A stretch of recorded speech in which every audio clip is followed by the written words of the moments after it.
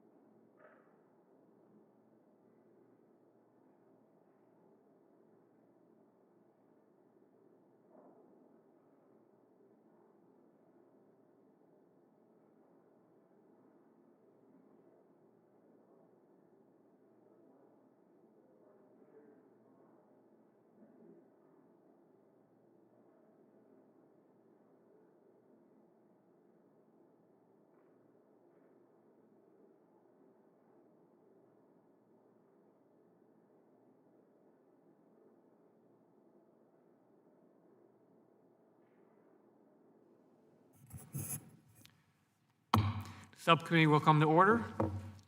I ask unanimous consent that the chair be authorized to declare recesses during today's hearing. Without objection, so ordered. I also ask unanimous consent that members not on the committee be permitted to sit with the subcommittee at today's hearing and ask questions. Without objection, so ordered. Good morning. Welcome to today's oversight hearing of the Railroads, Pipelines, and Hazardous Materials Subcommittee, entitled Amtrak Now and Into the Future.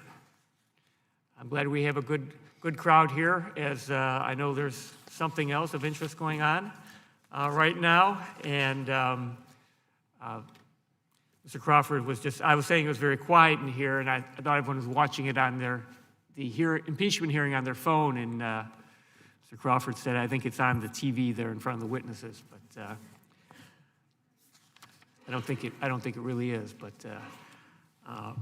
this is an important hearing that we're holding today. It's part of the subcommittee's continued work on Amtrak reauthorization and the surface transportation reauthorization. Both of these authorizations expire at the end of September of next year, so this is a critical time to be looking at the issues as we begin drafting this legislation. I'm a strong advocate for Amtrak service and passenger rail in general. I'm also frequently a passenger, as recently as when I was back home in the district last week. We need to make passenger rail work, and this will require a larger federal investment. But the reauthorization is not just going to be about providing more money, it will also be about making sure Amtrak is being run well. Because Amtrak recently has undertaken a lot of actions that have raised concerns, we'll be focusing on some of these concerns today. One concern is that Amtrak has made and continues to make significant cuts to its workforce, including cutting call center employees, food and beverage workers, station agents, and police officers. Last week, Amtrak informed the Transportation Communications Union that it is cutting an additional 89 jobs. Amtrak is even outsourcing call center jobs to a private contractor in Florida that pays the minimum wage, $7.25 an hour, with no benefits. This outsourcing is occurring after Amtrak closed the Riverside, California facility last year and told everyone that the jobs at the Philadelphia call center were safe. It's insulting for Amtrak to be cutting jobs when they say are not needed, then outsourcing the same jobs to low-wage, no-benefit contractors. Amtrak clearly has decided that the way to prosperity is to have its workers pay for it.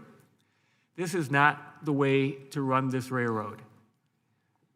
Making customer interactions, food and beverage service, and police protections worse decreases Amtrak's attractiveness to potential riders.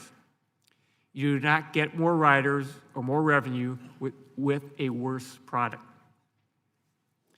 I look forward to hearing from the Transportation Trades Department, Transportation Communications Union, and Smart UTU today on how we start reversing this alarming trend and get back to a place where Amtrak treats its workers with the respect and dignity they deserve and gives passengers the quality service they deserve. Next, I want to turn to Amtrak's intentions regarding long-distance service.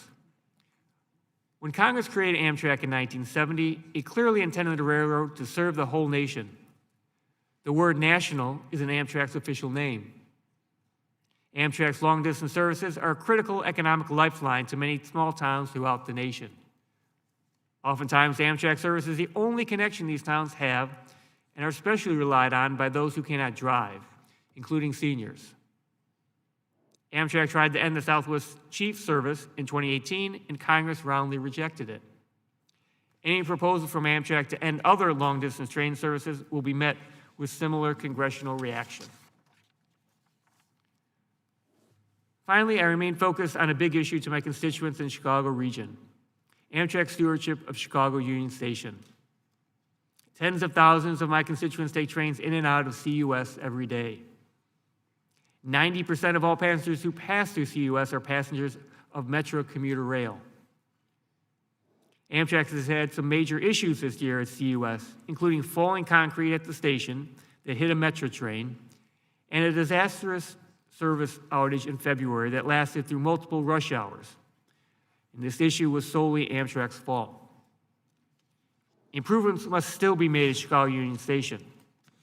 I believe the best way to do this would be for Amtrak to give up operational control of the station to ensure that its operations improve to a level that passengers deserve. I look forward to hearing from all of our witnesses on these issues as well as other issues like on-time performance. I want Amtrak to provide the quality rail travel that passengers deserve. I believe that we must all work together to provide that.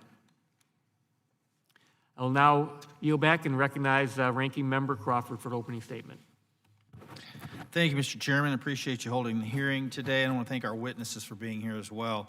As this committee begins work to reauthorize surface transportation programs, it's critically important to explore options to improve passenger rail service while at the same time reducing costs.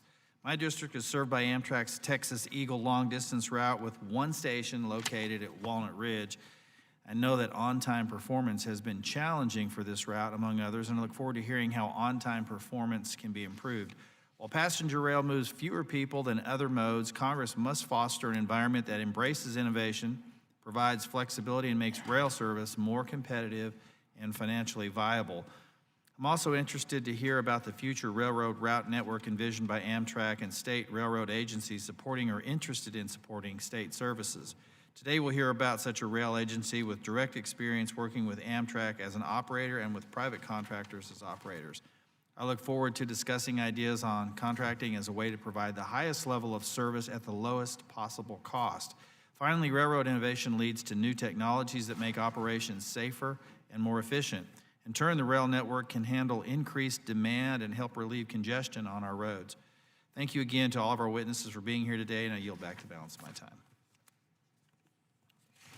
Thank you, and I will now recognize the chair of the full committee, Mr. DeFazio.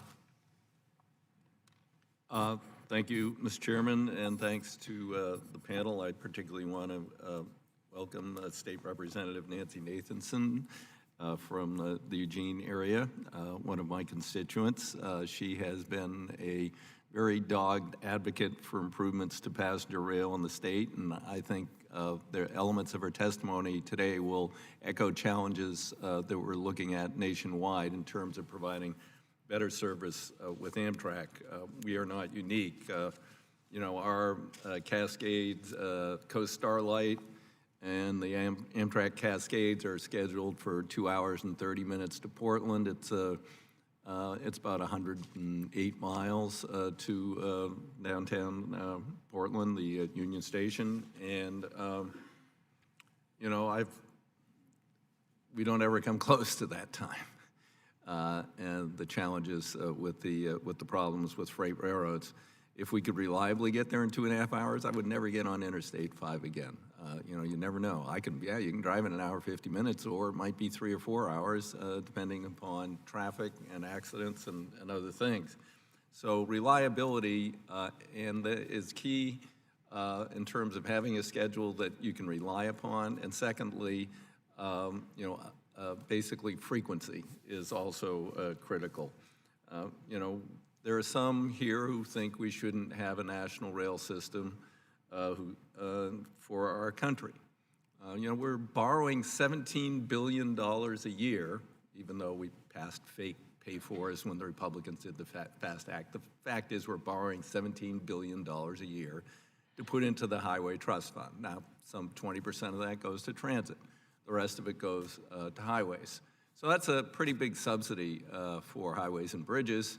But there are those who think, well, we can't provide any subsidy to Amtrak. There is no passenger rail system in the world that makes money. Now, Virgin say, well, we make money in Britain. Sure, you make money. The government maintains the right-of-way and the track, and you run power over it. That's pretty damn easy. But that's not the reality in this country. In Amtrak's most frequented route, and it's sort of its cash cow, we have, I think, a $38 or $40 billion backlog of failing investments. I took the committee on a tour up to New York. Amtrak put on a special train with a viewing car, and that they use to do inspections.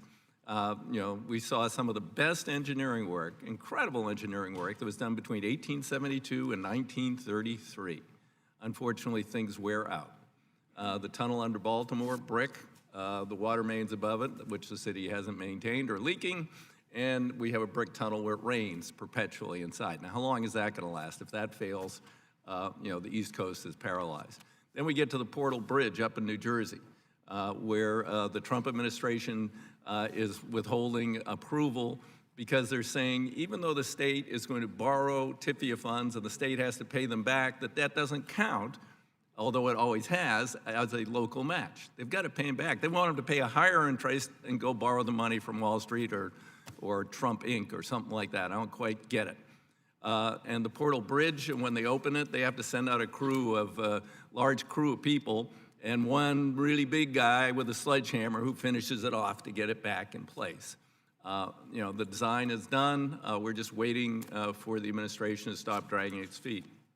Then we went under the Hudson. We came back at midnight.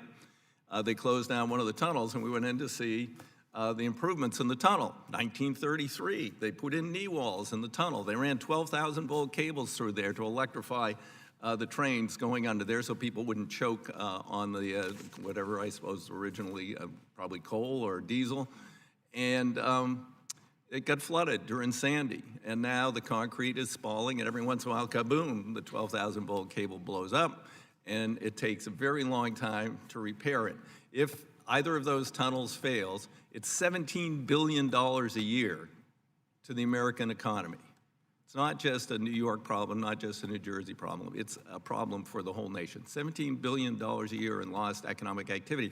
And it's going to cost $16 billion to build the tunnels.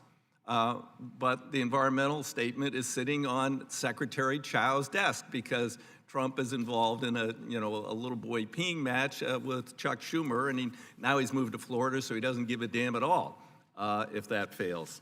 So those are issues. But then today here with Amtrak, and I'm going to give Mr. Anderson a letter from one of my constituents. We've got to question the degrading of the service and what that means for the future of Amtrak. I know that you feel you have a mandate to break even. I intend to change that when we do the reauthorization. There's no rail system in the world makes money. And when you do things, I don't know where you make your money. I don't know if you've costed out your seats. You were in the airline industry, and I know in the airline industry, you make most of your money up front. You don't make it with the bargain seats. And, I have friends, a couple who often go to Southern California, and they prefer to take the train as to fly. And they rent a sleeper. But they've done away with the parlor car, so now the first-class people don't have a parlor car, and they go to the lounge car, and there are people camping in the lounge car. I mean, actually camping, sleeping bags. They put all their stuff, backpacks and stuff on the seats, and no one can get into the lounge car. And then the issues with food. So you're going to lose the high-end passengers. Maybe you want to dump them. I don't know. We've got to look really carefully and closely at what we're doing with and for Amtrak, because this is a much more energy-efficient form of transportation. We're going to deal with a lot of issues here trying to decarbonize transportation in this country. 74%, 46%, I don't know where it came out, 74, of carbon pollution in the United States comes from transportation. Rail is so much more efficient than aviation or individual automobiles for passengers. I think it's a critical service, and we've got to look at making it better and sustainable. With that, Mr. Chairman, I yield back the balance of my time. Thank you. I would now like to welcome our panel of witnesses. Mr. Richard Anderson, President and CEO of Amtrak. Ms. Nancy Nathanson, Representative in the Oregon State Legislature. Mr. Greg Regan, Secretary Treasurer, Transportation Trades Department of AFL-CIO. Mr. Jack Dinsdale, National Vice President, Transportation Communications Union. Mr. Jim Matthews, President and CEO, the Rail Passenger Association. Mr. Bob Guy, who's the Illinois State Director of the Sheet Metal Air Rail Transportation Division. Give a little intro to Bob Guy, as I know him from back home in Illinois. In 2012 and 2016, Bob was reelected to a new 4-year term as State Director, Illinois Legislative Board of the Transportation Division of the International Sheet Metal, Air, and Rail Transportation Workers Union. In June of 2009, Bob was appointed Vice President of Illinois AFL-CIO, a position that he retains to this day. Bob represents SMART TD on the U.S. Surface Transportation Board's Rail Energy Transportation Advisory Committee, and has also served the public as a governor appointee to the Northeastern Illinois Public Transit Task Force, is currently Illinois' private sector appointee to the Midwest Interstate Passenger Rail Commission. In October, Bob was elected chairperson of the commission. And Our final witness is Ms. Stacy Mortensen, Executive Director of the San Joaquin Joint Powers Authority.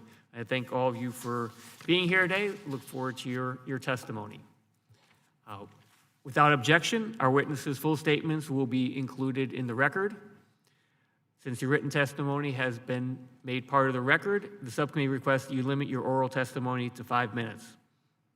So we will begin by, I will begin by recognizing Mr. Anderson for 5 minutes.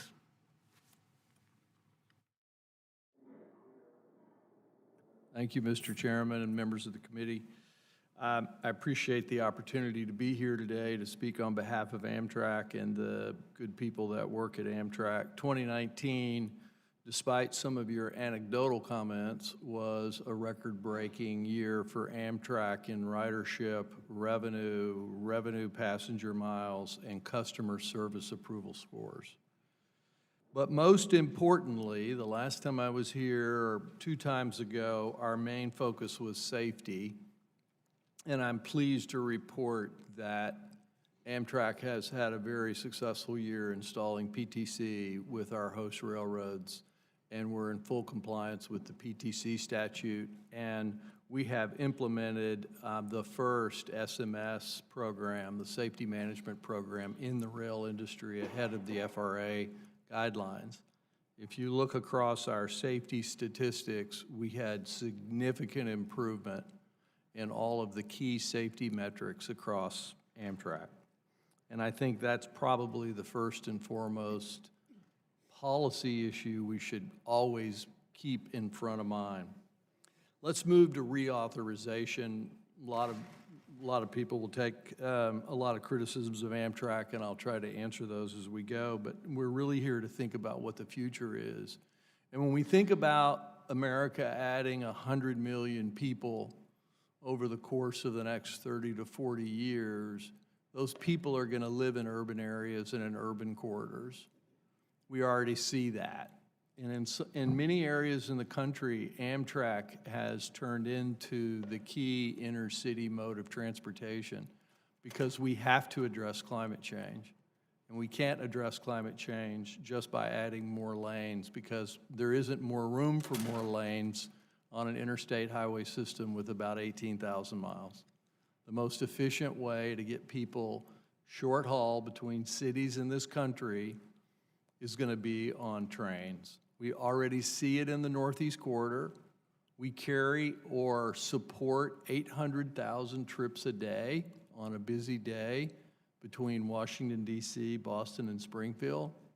We're the #1 way to travel between Milwaukee and Chicago. We are the way to travel between San Diego and Los Angeles. So as these urban areas grow, they become saturated with population. The delay miles on freeways grow and grow. The freeways can't really be expanded. We expand our carbon footprint exponentially with 1 car, 1 driver at a time. And the ultimate answer is going to be, and the millennial generation is telling us that, living in dense urban corridors with mass transit. And that's the trend that we're seeing not just in inner city rail, but you see Minneapolis-St. Paul building a big light rail addition. In Denver, Colorado, it has really revolutionized building in the inner core of the city. And even the city I lived in for some time, which for a long time the northern suburbs fought having mass transit, now realize they have to have mass transit because I-85 and I-75 are so congested. So as we think about reauthorization, we really need to reposition Amtrak as a modern mode of transportation similar to what we see in Europe and what we see in Japan, where we provide high-quality, reliable service 200 to 300 miles connecting cities in dense urban corridors. We can't afford what the highway bill is, and I loved what Chairman DeFazio said. We can spend $2 to $3 billion a year of the general fund on aviation. We can borrow the money to put in the highway fund. No one ever talks about all the money we spend on locks and dams up and down the Mississippi River or in our ports and harbors. passenger rail is just as important, and it's the answer to global warming in terms of transportation. So let me really quick, the points on reauthorization. First is safety. PTC, SMS should be first priority as a matter of policy. Second, we appreciate but want to be certain that we continue sufficient and dedicated predictable funding for Amtrak, particularly for capital. Give us the tools to address on-time performance. Give us a framework to address the demands for transportation in the future, intercity and short-haul markets. And let's clarify our goals and priorities for intercity passenger rail.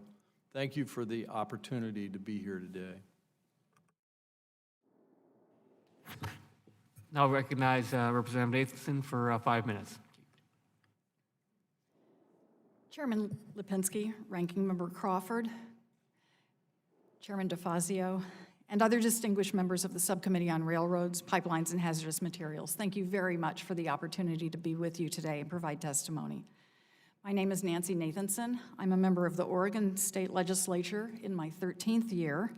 I represent a district in Eugene, which is the southern terminus for the Cascadia Corridor. That's the economic engine for the Pacific Northwest. It's a 466-mile route from Eugene through Portland, up through Seattle, and on up to Vancouver, BC. Prior to the legislature, I served for a dozen years on the Eugene City Council.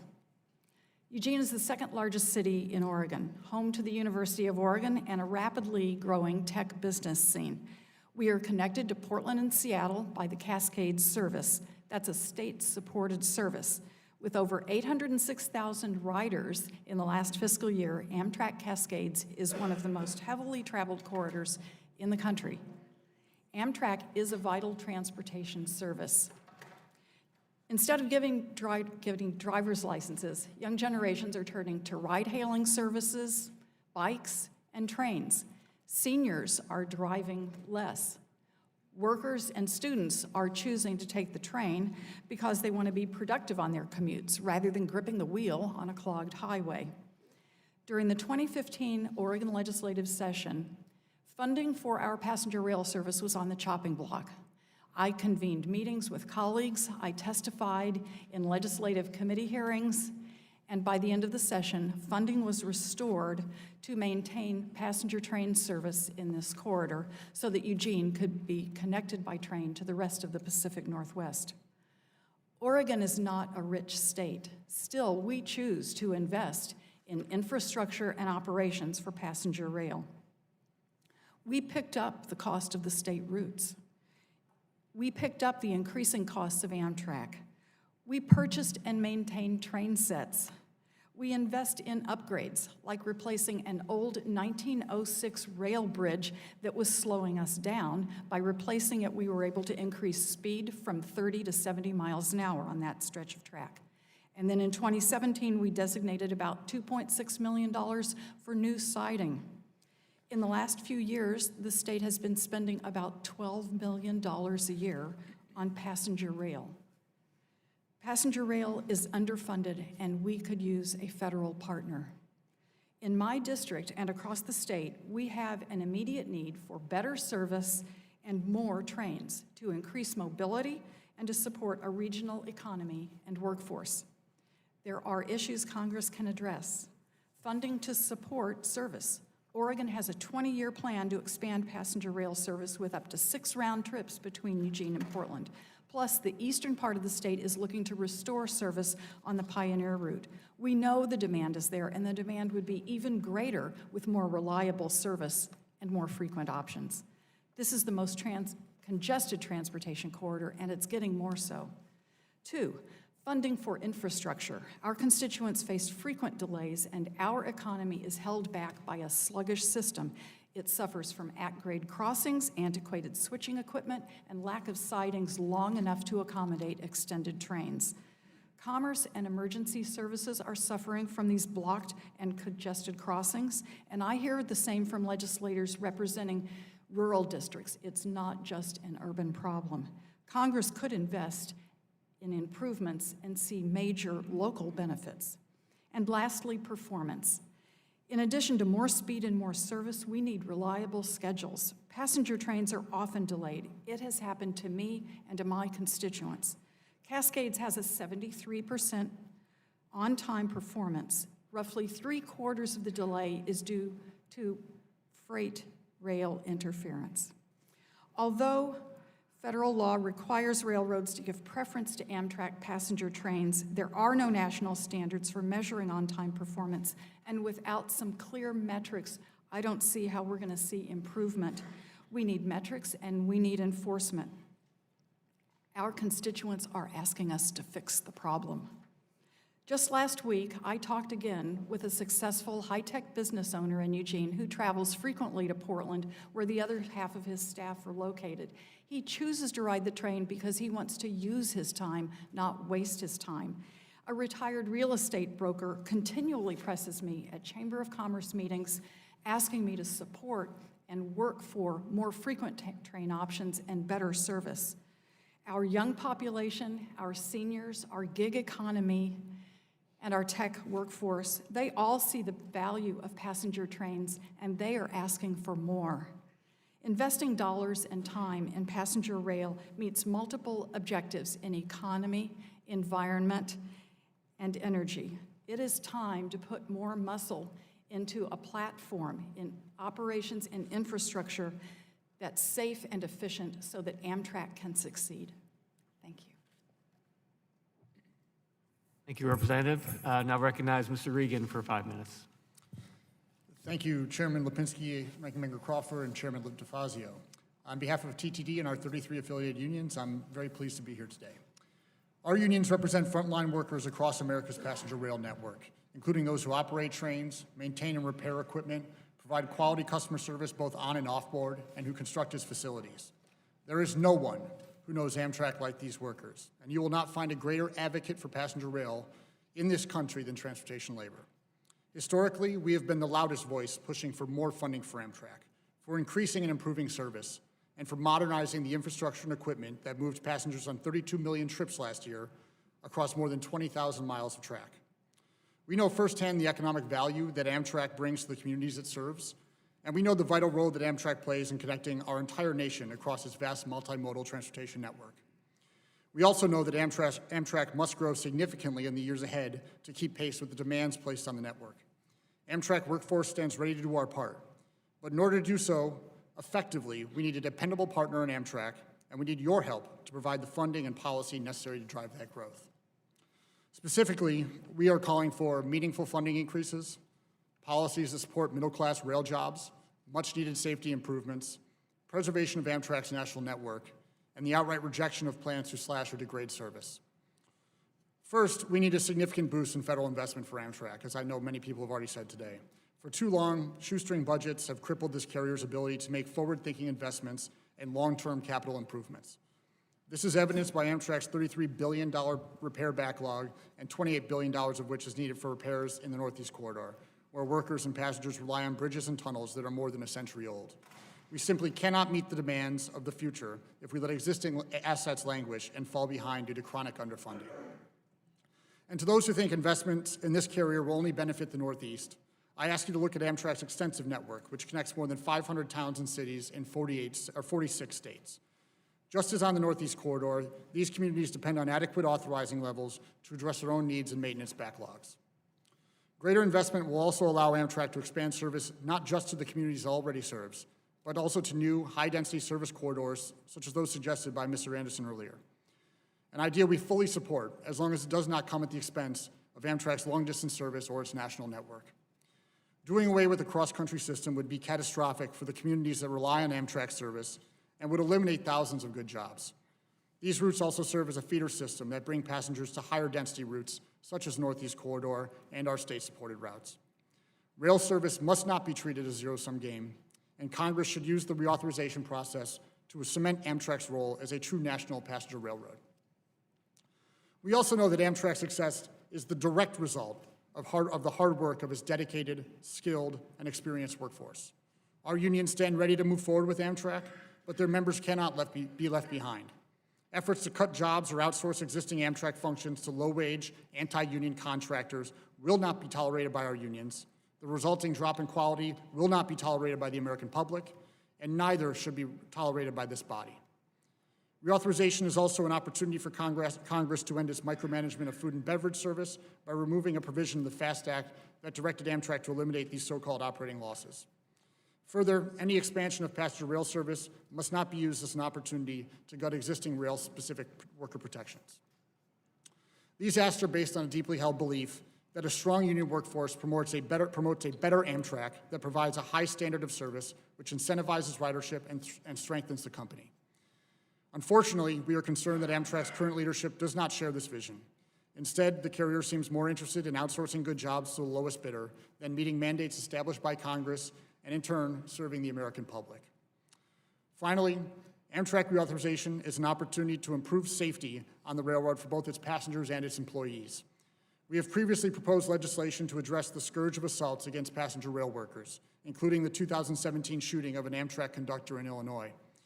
We ask that both Amtrak and the commuter railroads be required to develop plans that will help prevent violence, de-escalate in-progress events, and help employees manage the aftermath of assaults when they do occur. Passenger rail employees deserve a safe workplace, and the development of these plans would be a step in the right direction. TTD and our affiliated unions look forward to working with you to strengthening Amtrak and passenger rail throughout the country. Thank you for providing us the opportunity to testify before you. Thank you, Mr. Regan. Now I'll recognize Mr. Dinsdale for 5 minutes. Good morning, Chairman Lipinski, Ranking Member Crawford, members of the subcommittee. Thank you for the opportunity to testify. My name is Jack Dinsdale, National Vice President for the Transportation Communications Union. TCU represents approximately 46,000 members, including over 6,000 Amtrak employees in various crafts. I have 45 years of experience working for Amtrak and as a representative for its employees. Amtrak has indeed been my life's work, and I am extremely proud to be part of America's passenger railroad. I'm here primarily to speak about the changing culture at Amtrak, from what it once was a proud and enviable workplace to one where employees currently live in fear for their livelihoods and their careers. But I'm also here as an advocate for Amtrak service, for what it is and what it could be. Under its current leadership, Amtrak is engaged in a systematic campaign of union busting, outsourcing good, skilled jobs of dedicated career employees to low-wage contractors with little to no experience, doing everything they can to reduce unionized headcounts and giving false pretenses to Congress and the general public about their actions. Amtrak workers were extremely grateful that Chairman Lipinski and DeFazio led a bipartisan letter co-signed by 89 of their colleagues, which questioned Amtrak about many of their labor practices. Amtrak stated in their response, and I quote, "We will not improve Amtrak on the backs of labor," unquote.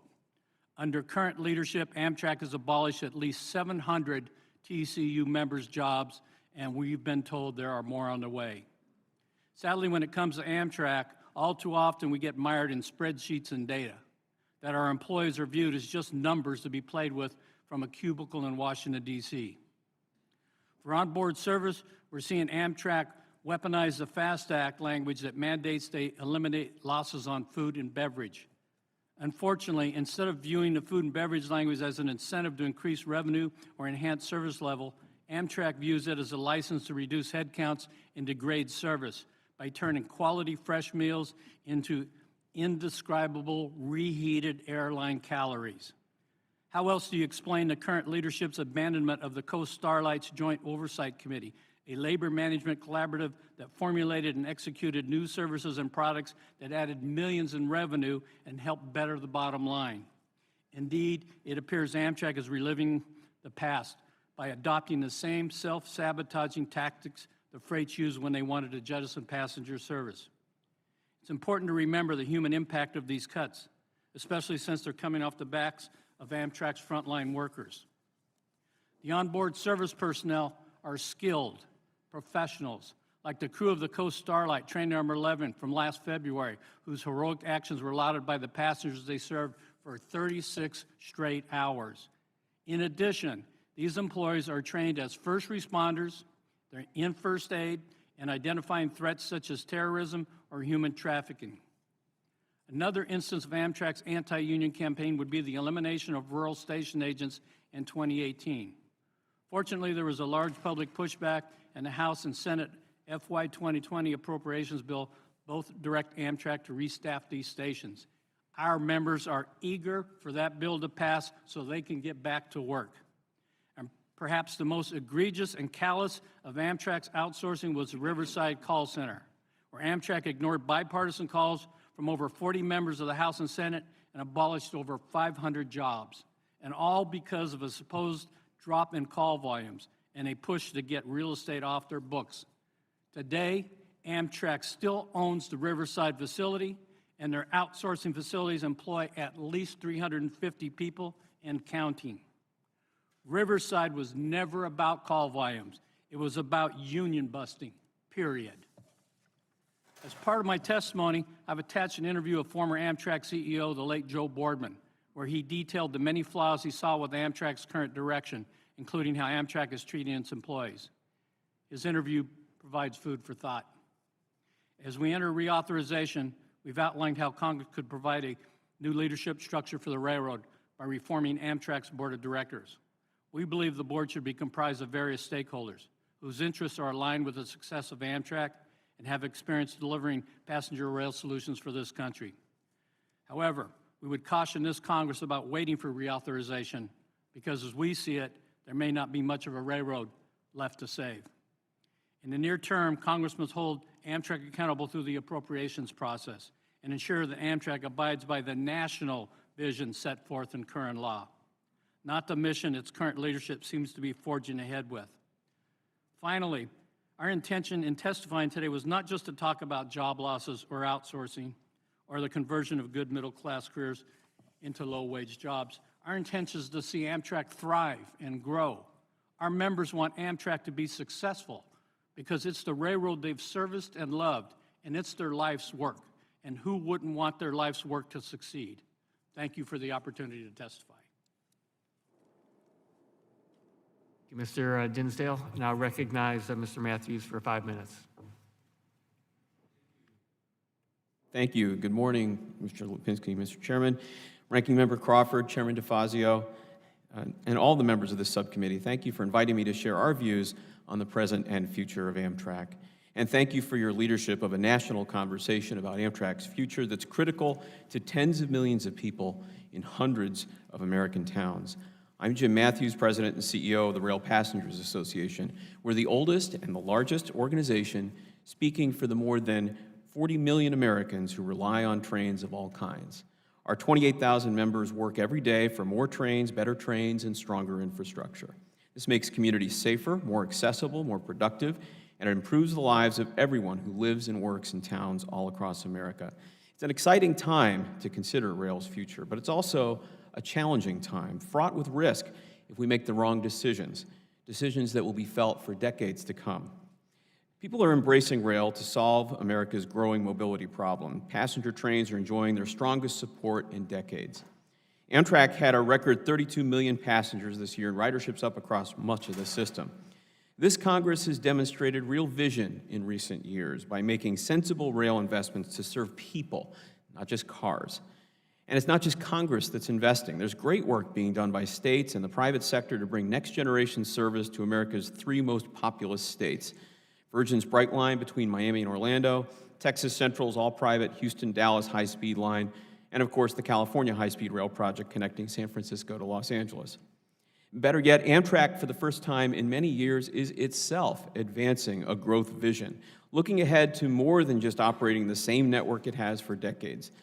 We're excited when we talk with Amtrak leadership about, for example, expanding the Heartland Flyer or opening Colorado's Front Range service.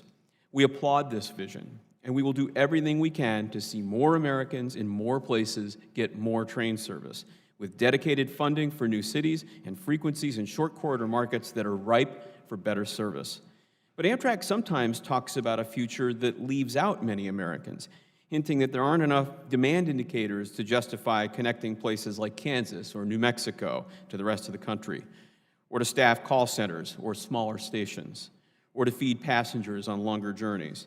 Now, that might make sense for a private company, but we all know that Amtrak has a different mission. Congress created Amtrak expressly to provide service to places that need it and where the private sector cannot profitably provide it. A single mom in Walnut Ridge, Arkansas deserves to use the Texas Eagle just as much as a Wall Street banker using the Acela. It's one of our country's core values. And besides, it's not about whether a particular route makes money. It's about who makes money from a given route. Through research and modeling, we have quantified that return on equity for the taxpayer's investment all across the country. Just one example, we found that Amtrak's Empire Builder is worth $327 million every year to the economies of the states it serves, 6 times what we spend on it. And we've reported similar findings on other routes. Part of the problem may be policymakers' demand indicators. Current legislation requires Amtrak to minimize federal subsidies, to make states pay for routes under 750 miles, and to break even on food and beverage service. Let's be clear. Congress eliminated the profit requirement in 1978 when it modified the Rail Passenger Service Act. Congress said, quote, "This amendment recognizes that Amtrak is not a for-profit corporation."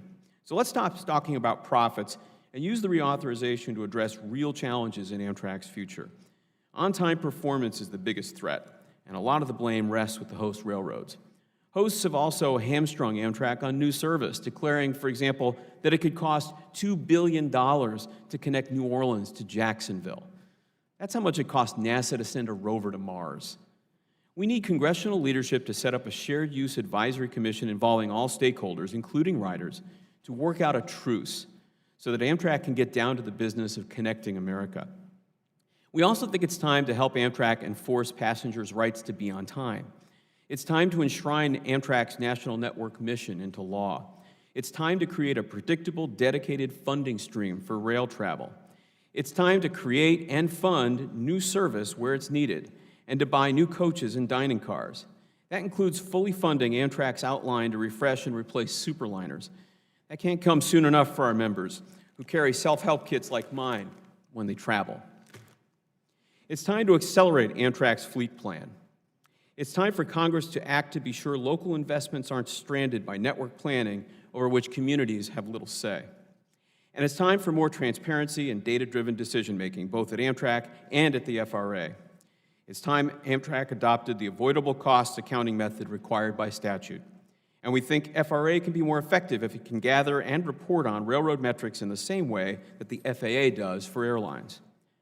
Today's Americans expect a modern, frequent, reliable, and safe rail system as part of a robust ecosystem of travel choices, from ride-sharing and bikes to cars, trains, and jetliners.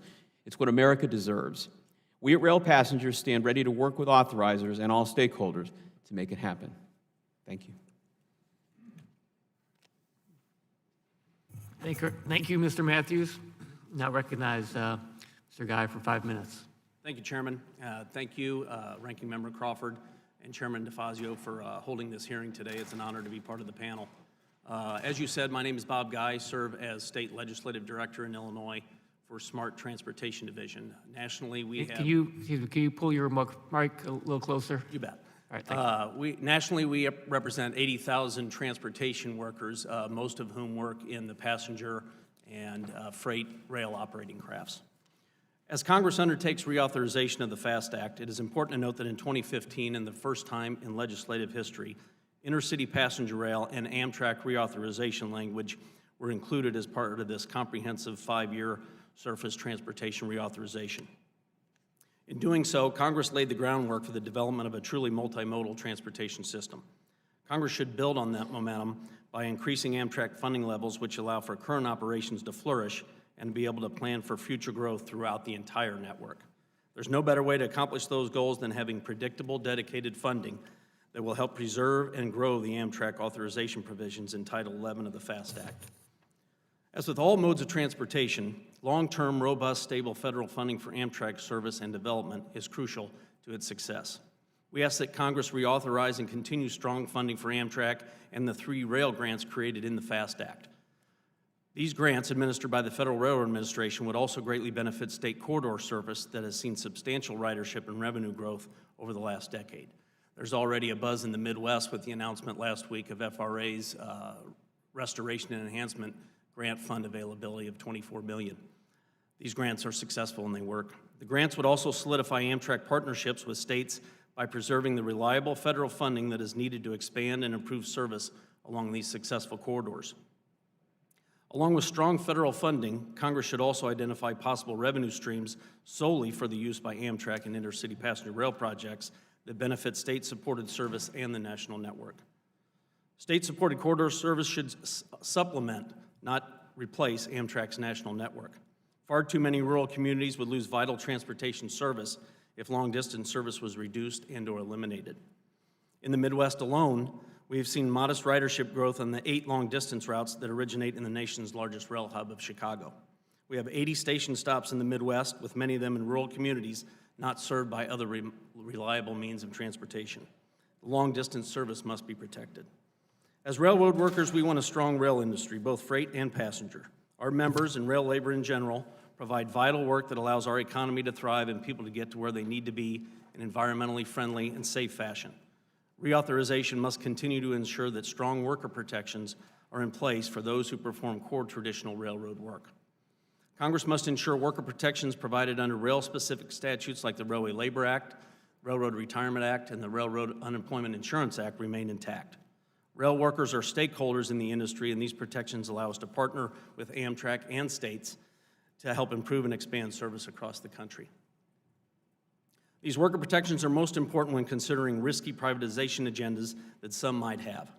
Permitting private companies to seize certain routes or segments of the Amtrak system would give investors the perceived authority to extract profits from assets paid for over many decades by American taxpayers and rail passengers. Freight railroads, who are the masters at generating revenue, couldn't make passenger rail profitable. It was crippling their freight network, which is why Congress created Amtrak some 40 years ago. Amtrak was established to save passenger rail service in America. Congress should allow Amtrak to be America's railroad and support their ability to maintain a qualified workforce that meets customers' demands now and well into the future. We also can't discuss reauthorization without talking about safety. Preserving and increasing the Amtrak authorization provisions in Title 11 of the FAST Act would allow continued elevation of safety levels across the Amtrak system. Along with new locomotives and passenger coaches, it would drive another ridership surge as younger professionals are driving less and seeking more environmentally and electronic device-friendly transportation options. Other points of priority for Amtrak reauthorization should be to allow Amtrak a private right of action to address a host railroad's handling of statutorily protected preferences for passenger rail.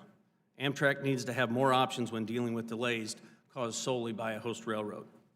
Additionally, for many years, Amtrak has been forced to pay millions of dollars resulting from accidents occurring on other railroads, even though Amtrak was not negligent. When other railroads are responsible, those carriers should pay the damages, not Amtrak. This has added to the necessity for Congress to appropriate funds to keep Amtrak operating. We've included some legislative language in the written testimony that was submitted. Congress should also strongly consider adding a labor representative to the Amtrak Board of Directors. Railroad employees have a wealth of expertise on the needs for Amtrak. Having input from the rail labor stakeholders also would help Amtrak avoid making decisions that could negatively impact service or customers' needs. There's already a model on the federal level, and that's the Railroad Retirement Board, where you have a 3-member board consisting of labor, management, and a chairman. Reauthorization should also include a path forward to legislative address the disturbing and upward trend of assaults on passenger and commuter rail workers. Currently, our members are not offered any type of standard de-escalation or self-defense training by the carriers, nor do they receive any mandated counseling or psychological assistance post-incident. Mr. Regan noted the Illinois member that was shot in 2017. That brother's name was Michael Case. He was performing his duties at a station stop in Naperville, Illinois. And while that is an extreme example, we could probably fill the hearing room any day to hear about the assaults and attacks on passenger rail and commuter rail employees.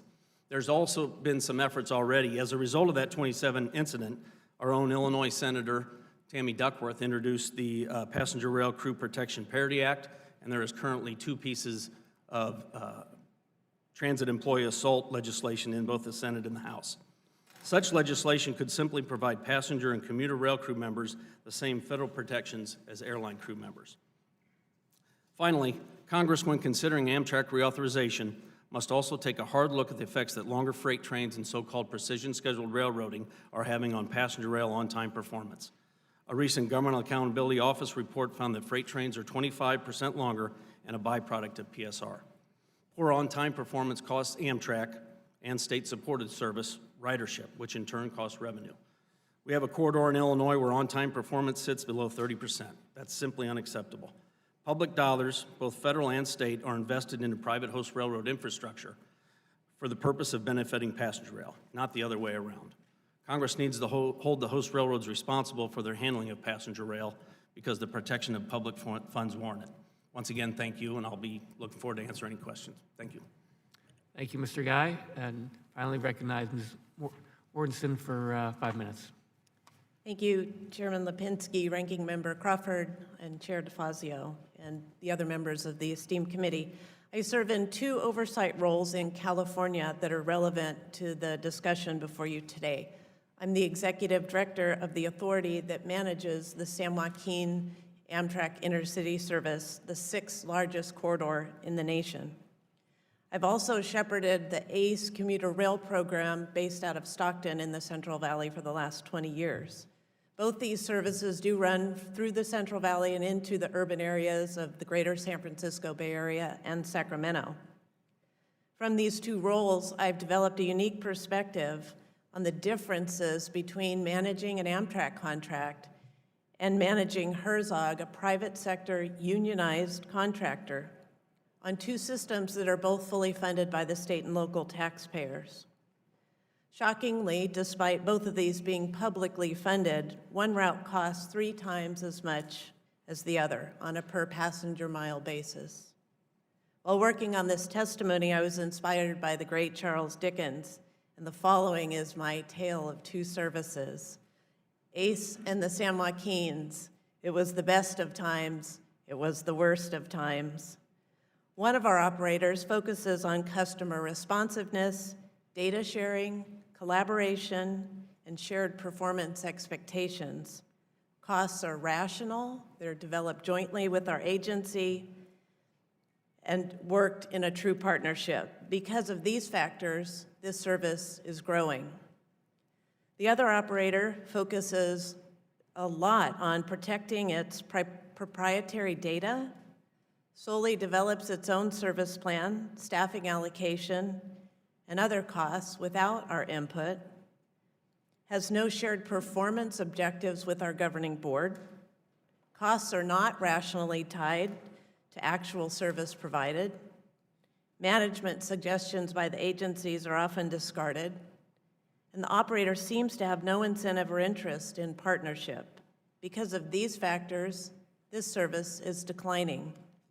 I would ask you which operator you would want running your business or even your district office. One operator, Herzog, actively controls expenses and comes in under budget year after year. And during the last California recession, they worked with me to both tighten our belts so that no rail service was cut and no employees were laid off. The other operator, Amtrak, exceeds its own budget projections year after year with little, if any, explanation. Their only remedy has been to seek additional funding from our state. To double-check these trends, we aggregated data from the 2018 National Transit Database. We wanted to compare our ACE service and our commuter rail peers with the Amtrak San Joaquin contract. Not surprising, but still shocking, we found that they were triple the cost not only of ACE, but our peer commuter rail properties as well. How do we reconcile knowing both are funded publicly by our state and local taxpayers? Going back to the days of Mr. Joe Boardman, myself and our agency, we've asked for critical cost-sharing data. We've asked for explanations of significant cost increases. We have asked to try to at least get to the middle on the food and beverage program. I believe it is an amenity that passengers want, but we're losing almost $2.5 million a year, and we've just asked to try to close that gap. We'd like to be able to collaborate on maintenance practices on the equipment that we own. And we'd like a rationale for why, when service cuts are put in place as a management decision to control costs, costs instead go up with no explanation. Our attempts to discuss these issues with various Amtrak leadership typically start with, we will look into it. Ultimately, though, transition to defensiveness, resistance, and then, in the end, just futility. But this critique of national Amtrak is by no means intended as an indictment of the hardworking men and women of Amtrak in California. In fact, there have been many local Amtrak personnel who've swum upstream against the current on our behalf, and their efforts are greatly appreciated. But the fact of the matter is, local Amtrak employees are held hostage to this same broken national structure. We've been struggling for years to make this make sense for the California taxpayers, and yet, to be fair, Amtrak is almost forced to seizing our state funding as bankroll to meet some of the congressional mandates placed upon them. I know it can and should work much better than this. I have that experience, that comparison. The San Joaquins can thrive and grow. The California taxpayers can get affordable, high-quality service equal to their investment. We already have the living proof for how that can be done. I hope our agency can work with members of this committee to craft some solution to improve what goes into the reauthorization bill. Thank you. Thank you. I want to thank everyone for your testimony today. Before we move to questions, I'd like to ask unanimous consent to enter into the record a statement from the Transport Workers Union of America. Without objection, so ordered. We'll now move on to member questions. Each member will be recognized for 5 minutes, and I will begin by recognizing the chair of the full committee, Mr. DeFazio. Thanks, Mr. Chairman. Mr. Anderson, you mentioned tools for online performance. I mean, we heard a little bit about precision scheduled railroading. We had some very disappointing testimony from Mr. Baturi from the FRA regarding some of these 3-mile-long trains and issues with that. And as Ms. Nathanson pointed out, they don't have any 3-mile-long sidings in the Willamette Valley, and I assume elsewhere around the country. So what tools do you need? First, we need the FRA to complete the standards and metrics, which was created by this committee, I think when Congressman Oberstar was chair, and to set up an on-time metric system. We litigated it for 10 years, finally won after 2 trips to the Supreme Court. So we need that finalized. Second, as a number of the panelists said, a private right of action in order to enforce the preference rights that we have under federal law. In the 40 years since Amtrak's been created, we've only had one situation where the Department of Justice sought to enforce our preference right. So the bottom line is we need the standards and metrics completed by the FRA with a real enforcement mechanism, and then we need to have at Amtrak a private right of action, because the single biggest threat to Amtrak's long-term viability is host railroad delays. It's about 80% of the delays on the national network. And when you can't run on time, it's just core to the product. Okay.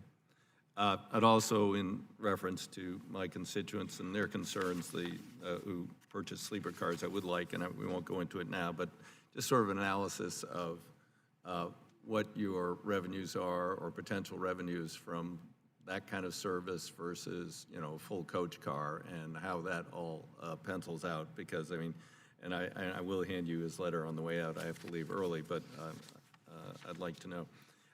Also, last week it came to our attention, we weren't aware of it, actually came from Politico, that you've instituted a mandatory arbitration policy, which seems, I've read it, it is pretty tough. We did address issues of aggregate liability by limiting claims to $200 million quite back in 1997. Perhaps that should have been indexed, but in any case, that is the existing law. I'm curious that why we need this mandatory arbitration policy for covering and any kind of complaint customers could have? It's pretty standard mandatory arbitration. I mean, if you think about how we deal with all of our claims under the Railway Labor Act, there's a system board of adjustment. It's a pretty common way of trying to streamline and make the claims process more efficient. As you said, we have a statutory limit on damages, and on top of that, we don't, there's no punitive damages. And the arbitration actually is faster. It gives all the same remedies. So our goal is to actually, we spend a fair amount on service recovery at Amtrak. And you've probably read some of the articles in the Washington Post about that, because we want to be a customer-friendly railroad. But at the same time, we want to have an efficient, lawful method for promptly and fairly resolving any passenger claims. Okay. Mr. Matthews, what's in the survival pack? What do we need? I only ride the Northeast Corridor or Portland to Eugene, but I don't do the long-distance trains. So for a lot of our long-distance passengers, particularly in the sleeper cars, we have kind of a rolling museum out there, as you know.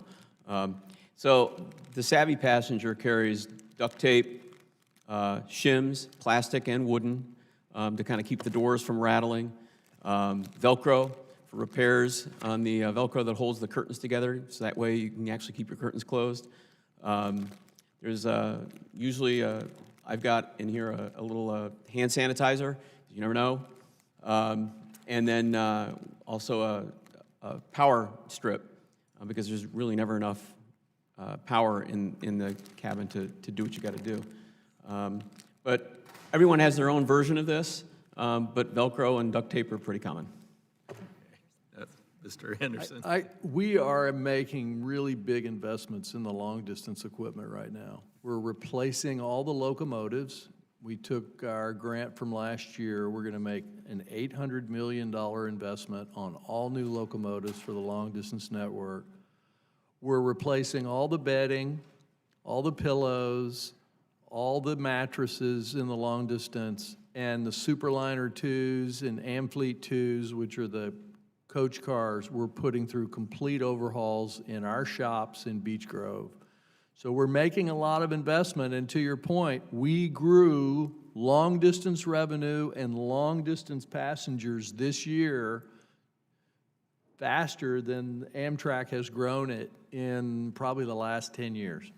Yeah. And next year, we're going to grow the long-distance network passenger counts even higher. So we're making a lot of investments there.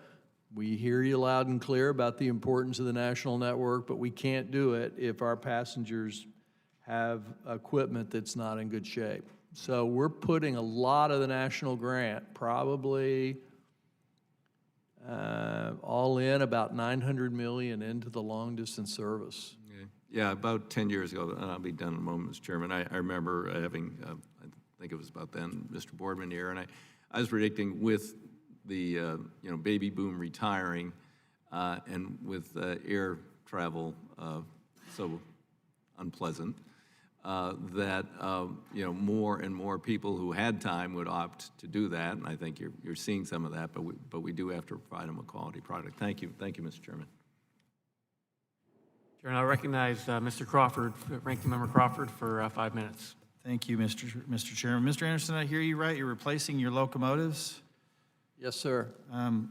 Let's talk about that. Some of your creditors recently filed suit alleging inappropriate handling of Amtrak's Alstom Bombardier HHP 8 locomotives. Is it true that Amtrak has retired all those locomotives after only 10 years of revenue service? I know we're retiring those locomotives, but those locomotives weren't on the national network. The locomotives that I'm talking about are the P-42s. Those are diesel locomotives that handle the long-haul trains in the national network.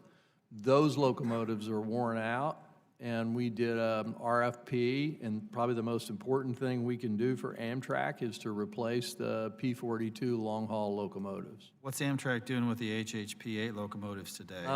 Those locomotives were retired, and they're being maintained because they're on leases. They were replaced several years back by the ACS 64s up and down the corridor.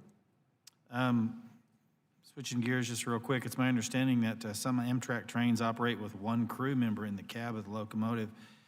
Is that accurate? It is accurate. And can you tell me if you believe that's a safe way to operate? It is a safe way to operate in the places where, remember, we have a conductor on the train too. So we have a locomotive engineer in the cab and a conductor. On some of the longer routes like the Coast Starlight, we have 2 engineers in the cab. So we aren't engaged at all in the issues on the freight side about crew size. We're pleased with how it operates, and I think our engineers do a great job operating the railroad.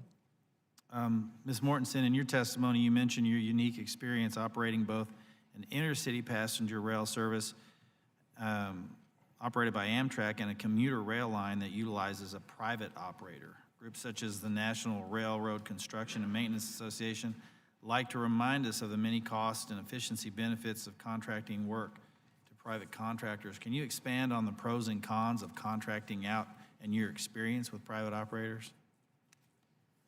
Well, and I want to be clear that this is still a unionized workforce. I think there was some concern that contracting out always means non-union, and that's not true in our case.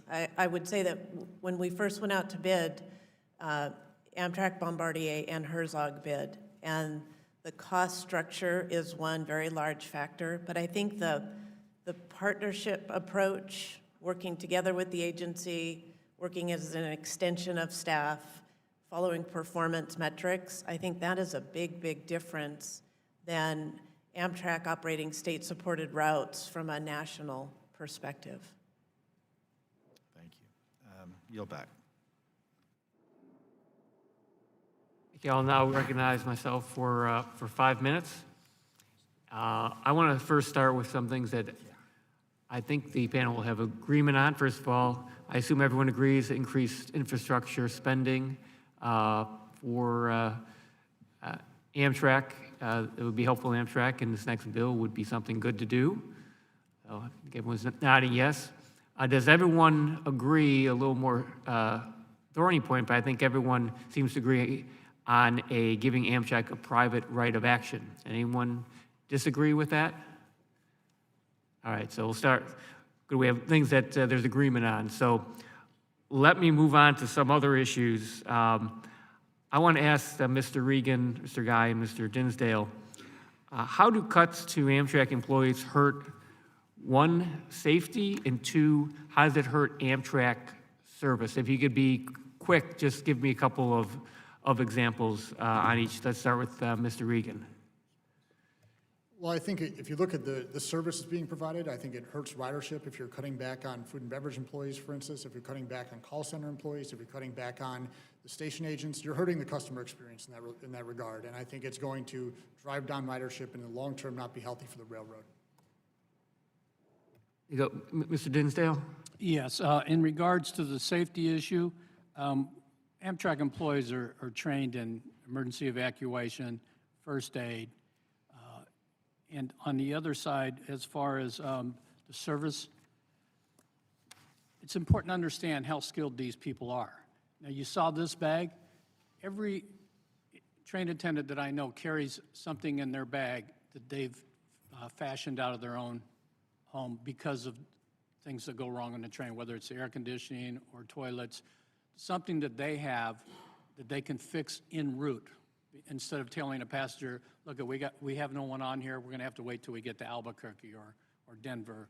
And so I think by replacing them with unskilled, unqualified people is both a safety issue and a service problem. Thank you. Mr. Guy, do you? I think when you talk about reducing a workforce, then you're leaving those that remain to do more. And when you're reducing a workforce that's in charge of inspections and fixing equipment and whatnot, it makes it harder to keep that up to a state of good repair, regardless if new equipment is coming. So we wouldn't want to see worker reductions to the point where safety is jeopardized. We don't think it is, but that's a path we wouldn't want to see. And Mr. Guy, you had mentioned having a labor representative on the board of Amtrak. How do you think that would help change the current situation? We consider ourselves sort of the face of Amtrak. The passengers interact with our members, on board trains most often. So we can hear concerns and complaints at times for those, and we can sprinkle that up to our leadership. And having that at a board level will better help Amtrak make decisions that could potentially impact negatively and positively the service. Mr. Dinsdale, I think it was you who had in your testimony, correct me if I'm wrong, about some cuts that Amtrak had made, and you were saying if they had spoken to Amtrak employees, and Amtrak wound up turning those around, and if they had actually spoken to Amtrak employees where cuts occurred, that they probably would not have done that in the first place. Can you expand on that? Yeah, I didn't quite hear the whole question. Was there a situation where Amtrak had made cuts to employees that they wound up going back on? I believe it was your testimony. I could be wrong on that, but Amtrak then wound up changing their mind and adding, eliminating those cuts. Well, the only part I can think of in my written statement was the hiring of the outsourced people. Initially, the story was the call volume was down and they didn't need as many employees. Well, they in fact have as many employees at the outsourced company as they had before. It was let me be a little more clear on this, the cutting of the food and beverage service. Yeah, in Florida, they had an issue where when they make these cuts, they come to us to try to avoid violating law by offering a early retirement, enhanced retirement package or a straight buyout. And a number of people applied in Florida to go to different cities, and they had to withdraw their offer to let them transfer because they needed them in Florida. Thank you. I will may come back for more questions. I have questions for Mr. Anderson about Chicago Union Station, and also some questions for the panel about cost transparency, but I will yield back, and I will recognize Mr. Smucker for 5 minutes. Thank you. I'd like to start by saying I support the goal of ensuring we have passenger train service available, and we should continue to grow that. It's important in my area. I'm in Pennsylvania, sort of central, southeast Pennsylvania, Keystone Line, travel on a regular basis, and then travel here on a regular basis as well. I do have questions, Mr. Anderson. I have concerns about what is happening with the arrangements with Amtrak and SEPTA in the southeast Pennsylvania region. I know that federal law encourages Amtrak to make agreements with the private sector in order to maximize revenue and reduce reliance. We expect you to try to increase revenue where you can, but do you consider public commuter railroads to be private entities? No. Can you tell me a little bit about your view of the dispute with SEPTA in southeast Pennsylvania then? Yeah, historically, they basically used a lot of Amtrak stations and real estate for free, and that lease is up. And under federal statute, we're not supposed to cross-subsidize commuters. And it's pretty clear. And so it's been submitted to the Surface Transportation Board. All we really have to have out of that is to make sure there's no cross-subsidies. And we tried to work with SEPTA to negotiate that. I actually think SEPTA does a really good job, and it's a well-run railroad. I think both Amtrak and SEPTA are very, very important to the region. But I think what you're attempting to do is impose rent. Pardon? I think what you're attempting to do is impose rent on stations that Amtrak owns but are really only serviced by commuter railroads. Wouldn't co-development agreements with the commuter railroads be a more effective way to generate revenue while preserving and improving critical commuter rail service on which our communities rely? You know, in theory, that would be true, but I just don't know the answer to your question. I could go do some research on it, but I don't know specifically about co-development agreements with SEPTA. But, Yeah. I mean, we've done some with, the Paoli Station's a great example of a great success with SEPTA. So I'm hopeful that through the STB process, we've had a great relationship with SEPTA for a very long time. It's had very strong management. They run a very good railroad. I'm hopeful that through this STB process that we'll get this resolved in a reasonable way for both of us.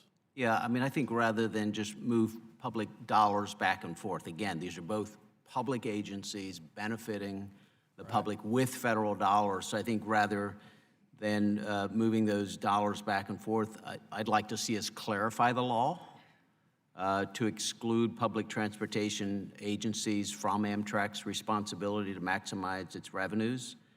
And even maybe perhaps another idea, better yet, would be for Amtrak to transfer to SEPTA those stations which Amtrak is no longer using. Would that make sense? At one time, there was, under previous administration, maybe a year and a half ago, some conversation about the state buying those stations from us. But, I mean, Chairman Lipinski has the same issue with Metra. We're not, you know, statutorily, we have a lot of rules, and you can see that there are states that don't like them because, and we have high costs, right?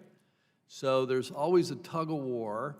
Oregon has to pay more, JPA in California has to pay more, because the 209 of PREA is very clear in terms of how its structure works and how we are not to cross-subsidize across commuter lines. And we do a lot of work for commuter railroads, Sound Transit, Metro in LA, we run all their trains, Connecticut, and we're very careful about apportioning these so that the 209 states don't end up with a subsidy. So it's complex. It is. It just doesn't make sense to me that we have I this hear you. continued ongoing dispute between both agencies. I'm certainly willing to work with you in any way that we can if we need to clarify anything in the law itself, or if Okay. we can find other resolutions. So thank you. That's a reasonable request. Here, and I recognize Mr. Malinowski for 5 minutes. Thank you, Mr. Chairman. Mr. Anderson, I wanted to ask you about an issue that was raised in a letter to you by Chairman DeFazio and other members of this committee about proposed cuts to Amtrak's police force. We received a response from Amtrak to that letter in which your chief administrative officer wrote that cuts to the police force, quote, will not impact the level of security that we provide in stations or on trains. It would seem to me that cuts to a police force, this or any other, by up to 20%, which is our understanding of what is planned, would absolutely impact the ability of that police force to provide protection to those who they are duty-bound to protect. 20% is a pretty significant number. From a common sense point of view, it's hard to imagine that there would be no impact. And I wonder if you could further elaborate, first of all, on that conclusion that there would be no impact on security. Well, you've got to look at where the labor's deployed, right? So if it's in offices and you have a ratio of one manager for every 7 people that are out working on the railroad, and you look at the geographic dispersion of where people were working, all in rural areas where we weren't getting a lot of policing, what we've actually done, which addresses a number of the issues which I'm incredibly sympathetic to and was involved in the aviation industry in passing federal laws against violence against crew members, we needed many more policemen on our trains. And that's what we've done. The number of riders, much like the Air Marshal Service that TSA uses in aviation, we've morphed the department from a kind of traditional management-heavy organization to an organization that puts a lot of policemen on trains and in station.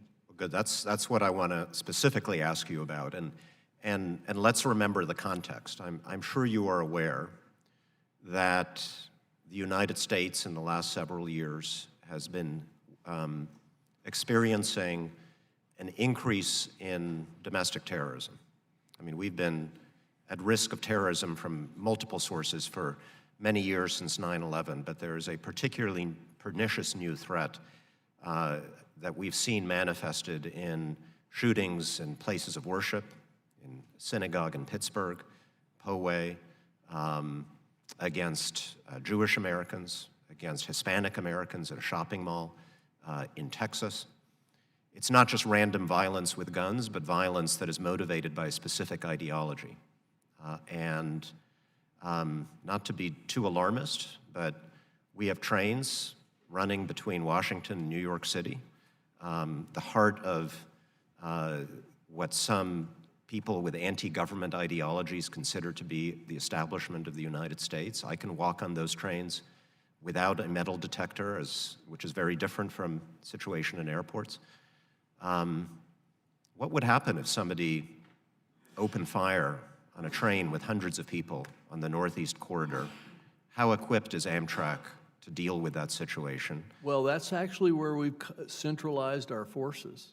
So we can get with you with the statistics, but we have dramatically increased the number of policemen riding on our trains and visible in our stations. That's precisely what we wanted to do. Can you give me a little bit more I have the granularity data. on that? Yep. We have, I can pull the data. I've got it in this binder because Okay. I anticipated your question. But look, we've also undertaken a really significant hardening of the industrial assets up and down the corridor, from signal huts to server farms and stations.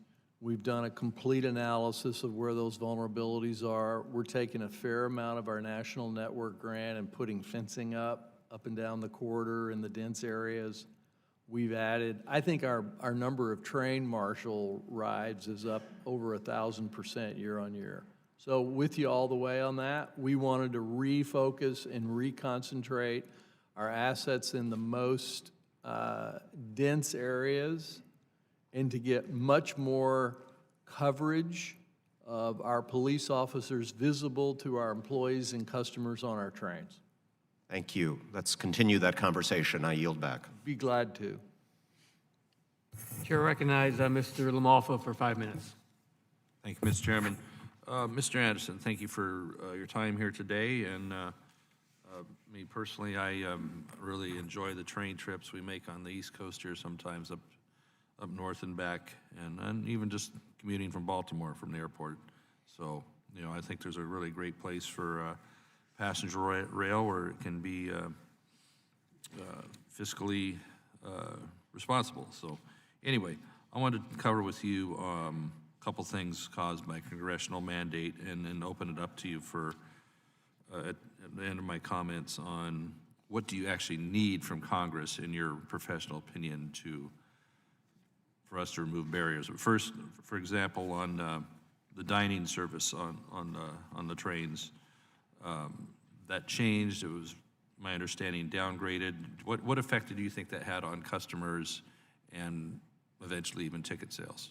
Look, we track this. There's a lot of anecdote about food because there are people that love the long-distance service and the halcyon days of sitting in the dining car in your coat and tie. And I appreciate that, and we need to invest more in that in a few sort of stellar trips. But when you make these kinds of changes, you make these kinds of changes based on data. And we have very good data about what our customer preferences are.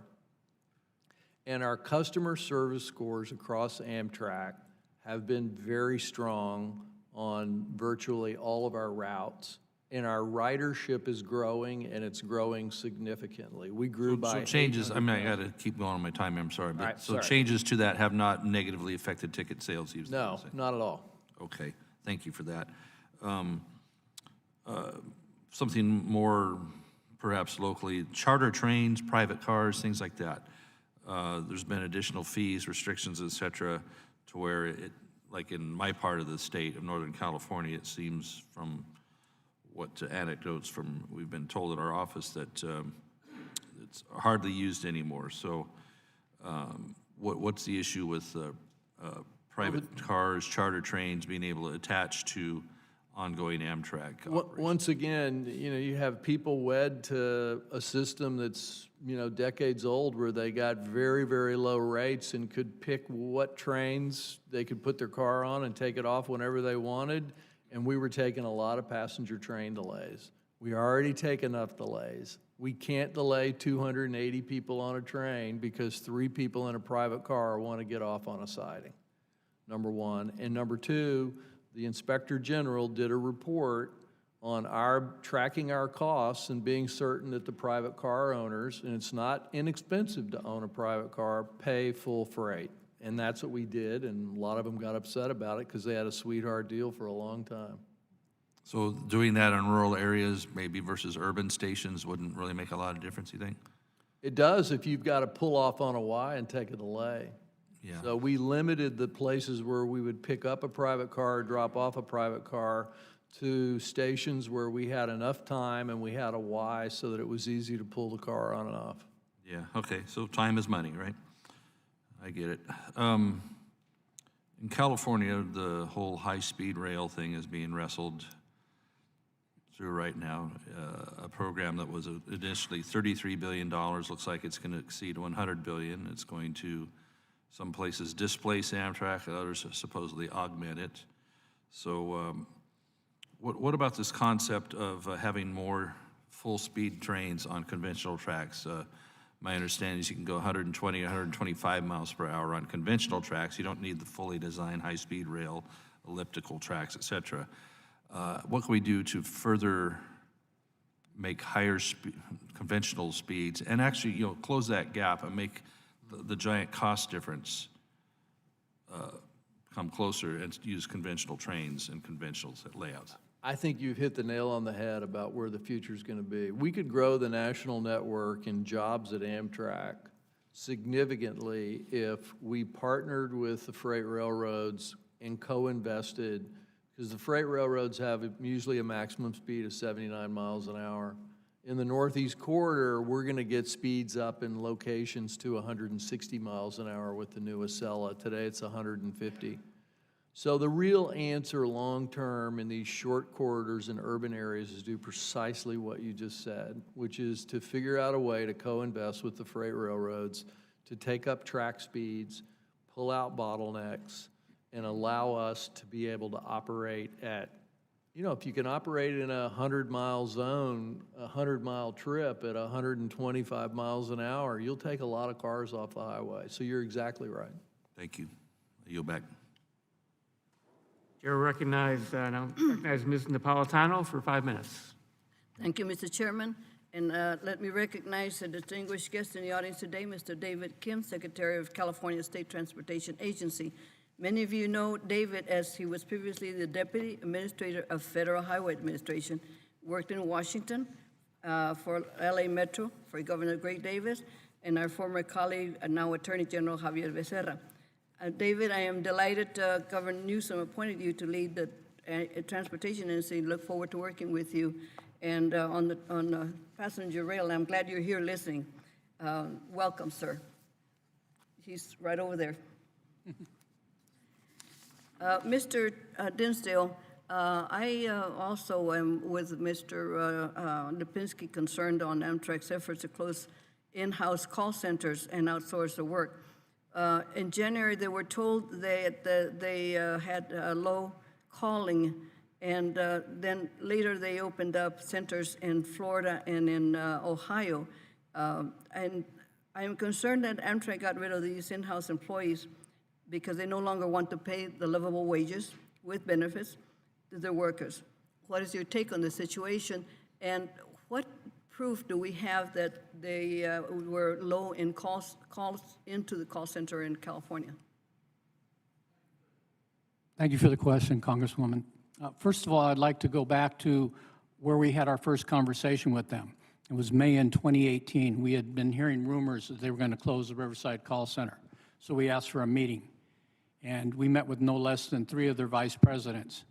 And they told us, we're not closing it. We're going to invest in that office. We're only going to open an office in Florida for rollovers when there's some sort of weather issue on the East Coast. The other call centers in Philadelphia, and evidently there was a problem when you had a nor'easter a couple years ago. So this allegedly was going to be an office where they could roll these calls over to. And I'm sitting in this room going, you don't know where Riverside is? It's in the middle of the desert. So that's not going to be a weather issue. That office would be the place that they probably should have kept open if they were going to close one. But the fact is they need both call centers. And the result of having 350 people working in this, between the 2 offices in Ohio and Florida, is a clear indication that the call volume's not dropped, because that's the amount of employees that they reduced by closing the Riverside Do they have Call any Center. benefits? I'm sorry? Do they have benefits? The Florida people and the Ohio people? No, absolutely not. I'm very concerned about that, because that means jobs are lost and transplanted to another state, which I don't mind if we had the extra work. I have another question for Mr. Nathanson, Ms. Nathanson. We held a hearing a little while back on the growing length of trains operated by the freight railroads. Your testimony addresses the issue. Can your current network capacity, allow for such long trains, and how long does it impact the full passenger service in your area? Thank you for the question. In short, no, my region can't accommodate additional extended length trains. In Oregon, we have had only 1 siding out of 12 that was long enough to accommodate the long trains that we have running in Oregon, 8,000, 10,000 feet long. We had only 1 siding that was long enough. So that obviously isn't adequate. But in addition to sidings that aren't long enough to accommodate the freight trains, as long as a siding is able to be used as storage, basically a parking lot for cars when they're not in service and not moving along the track, if the siding is used for storage, then the siding can't be part of a system to allow a passing lane. So that means that our passenger trains will continue to be impeded. Well, I've long held a great concern over the length of trains now being used by railroads, because they impact every community, and there are only a few areas that can maintain that length of train, and now I'm hearing they're even bigger than that. Question for Mr. Guy is, I am concerned about the fact that Amtrak is paying for accidents occurring that they're not responsible for. Why? I think that's what's currently the law. They don't have a private right of action. Is that the portion you're talking about? Well, to pay millions resulting in an accident occurring on other railroads, even they're not negligent, is not acceptable. Yes, and that costs Congress and states more in operations, because the host railroads, if it's solely their responsibility, they're not responsible for it. Amtrak is. Well, that's surely something we should address in this committee. And Mr. Chairman, I have other questions, but I'll put them in writing. Thank you, sir. Thank you, Ms. Napolitano. Chair will now recognize Mr. Davis for 5 minutes. Thank you, Mr. Chair. Mr. Guy, welcome. Great to see you here in D.C., and I always enjoy working with you in Illinois. Appreciate what you and your members do. I actually wanted to introduce you, but Chairman Lipinski hogged it all to himself. So sorry about that. It must be the majority's prerogative. Yes, it is. You know, it's great to be able to have a great working relationship with you and the members that make up your union. Regan, great to see you again, man. I'm still trying to grow as good a beard as you. It's not even close. Not even close. Hey, I'm going to leave you guys alone in my questions, but thanks for your testimony and thanks for a lot of the points that you brought up. I've got a big concern because the Illini and the Saluki routes run through my district in central Illinois, and we have a terrible on-time performance issue. I know Chairman DeFazio mentioned this. I know Representative Nathanson mentioned on-time performance in her opening statement. I just can't tell you how many constituents in Champaign-Urbana that I've heard from about this issue. And it impacts the decisions to actually ride on the train. I mean, how do we continue to make Amtrak a viable source of long-distance transportation if people make a cost-benefit analysis and say, you know what, I'm not going to take the chance. You know, we've invested billions of dollars in the Chicago to St. Louis corridor for passenger rail. And I want to make sure that we continue to make it a viable mode of transportation.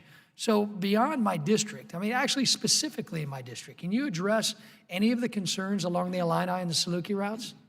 Look, it comes down to host railroad delays. The freight railroads do not run Amtrak on time. When you look in the Northeast Corridor where Amtrak controls the dispatch in the corridor, we run an incredibly reliable railroad, and so do the 9 commuter railroads that we dispatch. Well, this is why I'm going to have a roundtable next week with the rails and with folks who represent Amtrak, because I want to get people together. I mean, I've heard that it's maybe a short shunt issue. Well, there is a shunting issue, but actually the FRA and Ron Vittori have really been pretty aggressive with the railroads about the shunting issue. But overall, it's freight train interference. And until Congress decides that the 1970 law that gave us a preference at incremental cost is going to have teeth in it and that we're required to be operated on time, we won't see a change in that. And you're not going to be able to grow a transportation product. I've spent my whole life in transportation career. If you don't run on time, you're not going to have a product because that's what you sell. So, Mr. Anderson, what you're telling me is there's nothing Amtrak can do, nothing its board of directors can do, nothing that anyone along those lines can do in your agency to help address this. It's my issue is going to be going directly to the CN, directly to the UP, directly to any other rail line that runs through my district. That's going to be the answer. Now, I will say that we have a host railroad group at Amtrak that works very closely with the host railroads where we try our best to adjust our schedules, adjust our consists, and work with them. But we're going to need a longer-term solution because you could really grow passenger rail and all the jobs that these folks represent if we had access to the short-haul markets around the U.S. in dense urban corridors. And the answer is going to have to be enforcement of our preference rights and then some sort of a joint cooperation agreement where we make investments like we did in Chicago to St. Louis, but really come with real benefits. And we haven't gotten the benefits of that investment. No, we haven't, clearly. We're still making some of those investments in the Springfield area to consolidate tracks, and that's a great project. I've been working on it since before I even got to Congress. But it's very frustrating because I hear a lot of talk about the passenger rail service in urban areas. I don't represent urban areas. I represent many urban areas, and I represent rural America.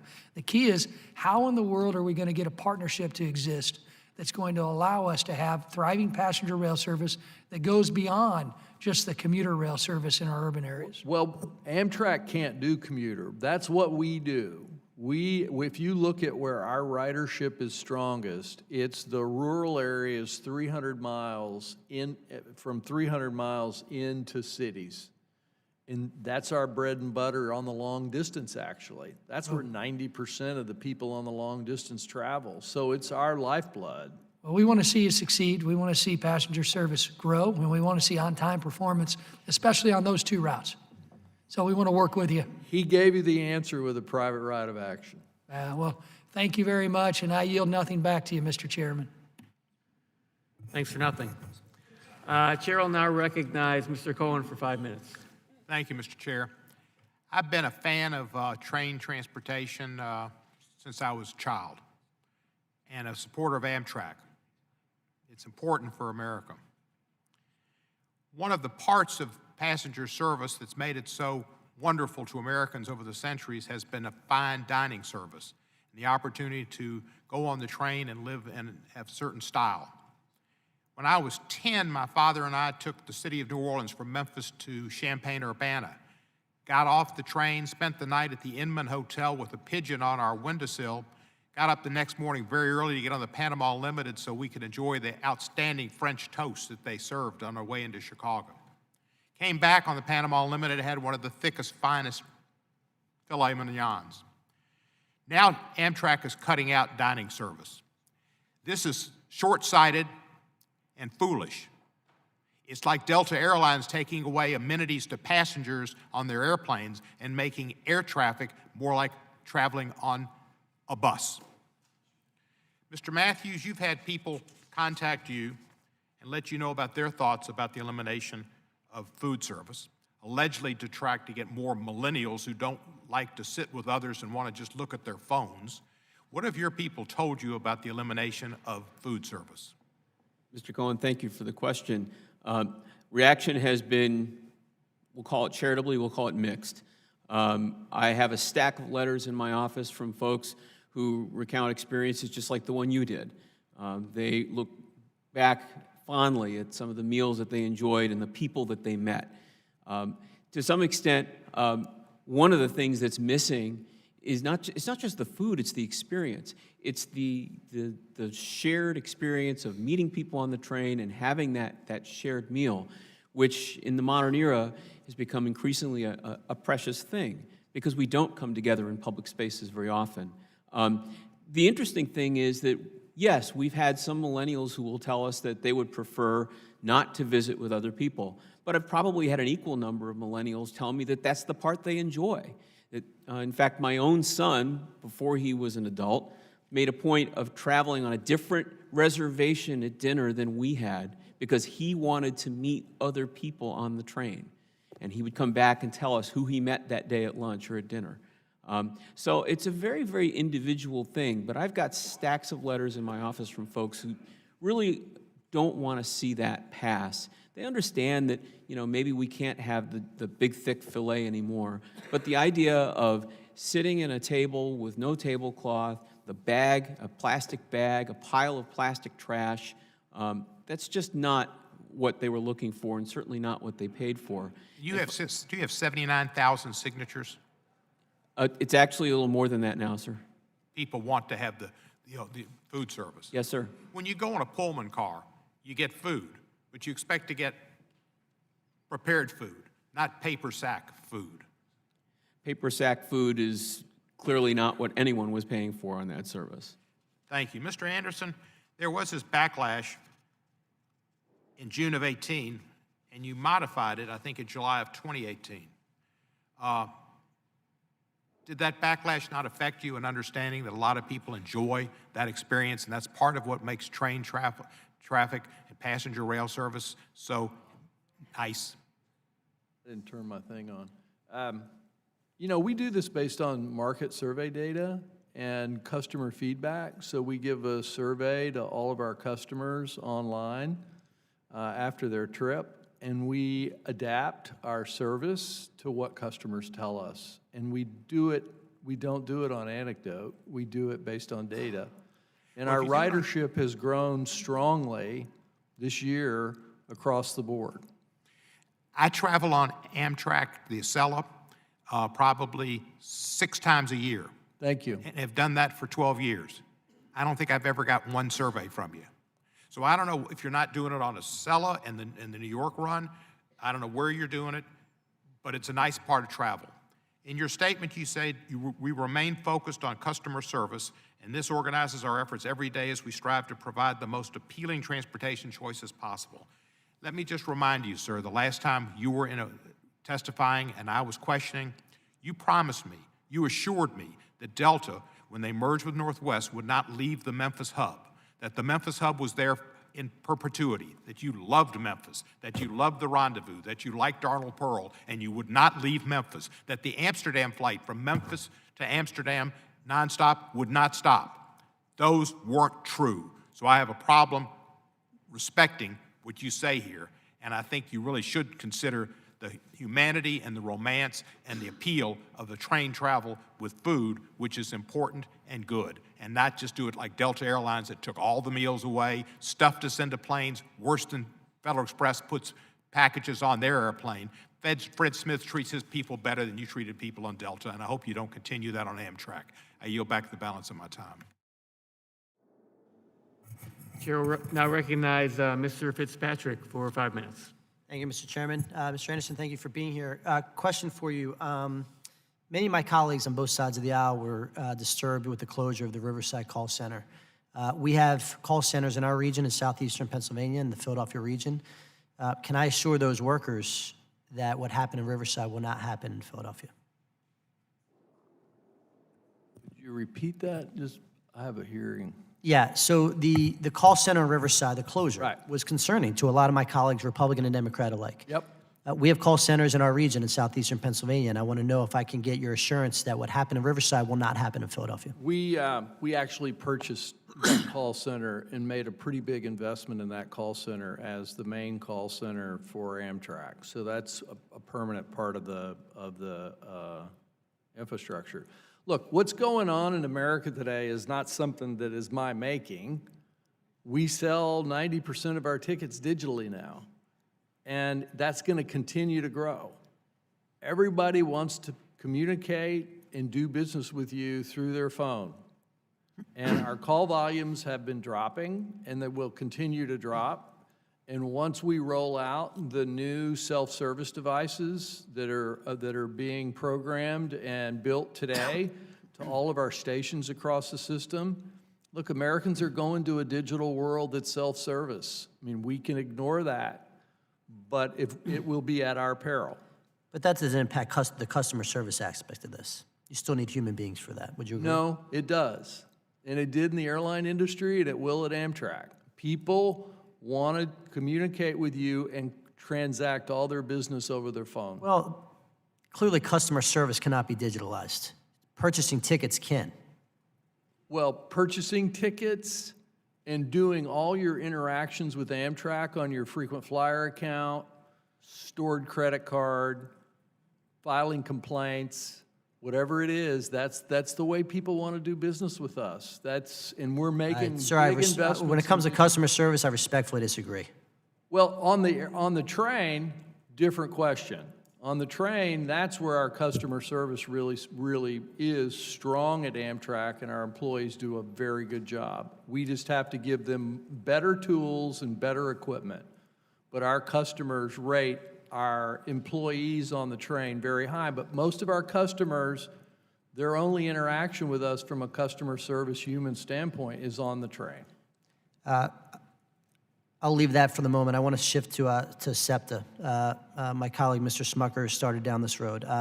In southeastern Pennsylvania, 3 of SEPTA's lowest performing regional rail lines operate on Amtrak-owned track. Do you believe that Amtrak has a responsibility to ensure that service for tenant railroads is not unduly disadvantaged by Amtrak service? Well, we actually dispatch on the corridor at about a 98% reliability. So I'd have to understand what your data, where you got your data, and what you're tracking, because we have responsibility for dispatching onto the corridor and off of the corridor, and our dispatch numbers on and off the corridor are quite high. Do you believe that SEPTA has a legal right under federal law to run over Amtrak's Northeast corridor lines? Or is that at Amtrak's discretion? No, they have their, look, this is in the regulations. We have the Northeast Corridor Commission. We have, all the railroads have slots, and we all share the corridor with Amtrak running the maintenance away and the dispatch. But do you believe it's their legal right, or is that at Amtrak's discretion? No, I believe it's the legal right of not just them, but MBTA, all the commuter railroads up and down the corridor who have their lines that come on to the corridor have the right to use the corridor. And that's why we have the Northeast Corridor Commission, which SEPTA is a member of, which governs, and DOT is a member of that, which governs the use of the corridor. And what do you view as Amtrak's role and responsibility in working with commuter lines like SEPTA? SEPTA is a huge part of our community. A lot of people rely on it. And oftentimes, as you are well aware, sir, you're at odds with the commuter rail lines like SEPTA. I disagree with that. I don't think we are at. Now, we have one issue with SEPTA over the station issue. But if you Could you elaborate on that? Well, this is what I described to your colleague earlier. But no, we do well with our partners up and down the corridor. It's the busiest commuter railroad in the world. And we have about a 98% dispatch reliability on and off the corridor. And Amtrak is doing a very good job maintaining the corridor the last 3 years. We actually had our capital replacement charges taken to 100% by all the states and railroads up and down the corridor. So I actually think we do a good job running the corridor. It's a busy railroad, and it has a huge backlog of infrastructure work, $40 billion. If we could get on with it, it would be better for your railroad and all the other railroads that use the corridor. So before yielding back, Mr. Chairman, Mr. Anderson, back to my original point of the call center, I will tell you, surely, yeah, many of us are purchasing our tickets digitally. There are certain facets that cannot be replaced by a machine or a robot, that we need human beings to be on the phone, and customer service is always going to be human being driven. And I just implore you to stand by what you committed to me today, that the Philadelphia call center will not be harmed in any way. Got it. May I respond to Mr. Fitzpatrick for a moment? Yes. Just from the passenger's point of view, we could not agree more. There's certainly sure, we're all digitizing and we're all using our phones to buy tickets, but when you look at the Amtrak network and the places that it serves, there are places that still don't even have broadband internet. So sometimes grandma has to pick up the phone and talk to a human being. And frankly, the human beings at the Philadelphia call center are terrific. And we hear that all the time from our members. And they are disappointed with some of the outsourced service that they're getting because they're not getting the same level of service or understanding of rail. Sure, and moreover, the senior population, I got to imagine, is purchasing their tickets through calling in and not through the internet. That's correct, sir. Chair, I recognize Mr. Lynch for 5 minutes. Thank you, Mr. Chairman. I want to thank all the witnesses for your willingness to come before this committee and help us with our work. So I'm the former ironworker president for Local 7 in Boston. I worked very closely with all of my rail brothers and sisters in various unions. And I was in the state legislature when Amtrak had the contract for our commuter rail, Mr. Anderson. And the reason that Amtrak no longer has that commuter rail contract, and we went with someone else, was because the hostile relationship that Amtrak had with the rail unions, because of the bad relationship there.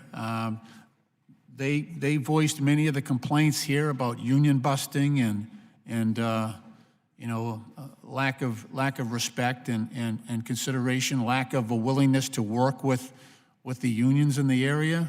So we just had to suspend the contract with Amtrak because we couldn't deal with them. Then we brought in, you know, another firm that had a good relationship and agreed to work with the unions, and that, at least that relationship has gotten very much better. We still have the oldest rail system, one of the oldest rail systems in the country, so we have our problems, but at least now we have labor and management working together. So, you know, what I'm hearing here today from my union brothers is not good. It sounds like nothing has changed at Amtrak, and you know, I agree with my colleagues here on both sides of the aisle that say, we don't want our rail workers to be low-wage, low-pay, low-benefit workers. We want them to be treated with respect. And so, you know, that's not how we roll in America today. That's not what we expect of a, you know, we give Amtrak special privileges and special courtesies, and we try to work with you more as a utility than in a competitive environment. And we expect that our workers, whatever state, that work for Amtrak will be treated with respect. And it's not going to go well for Amtrak if you continue down this road. It's just not going to. We have higher expectations of Amtrak, and you're not meeting those expectations. Let me get to something else here. On May 12, 2015, you know, we had an Amtrak derailment in Philadelphia. I guess the train was going about 102 miles an hour, causing 8 fatalities and 238 injuries. That crash resulted in $265 million court settlement between the survivors and Amtrak.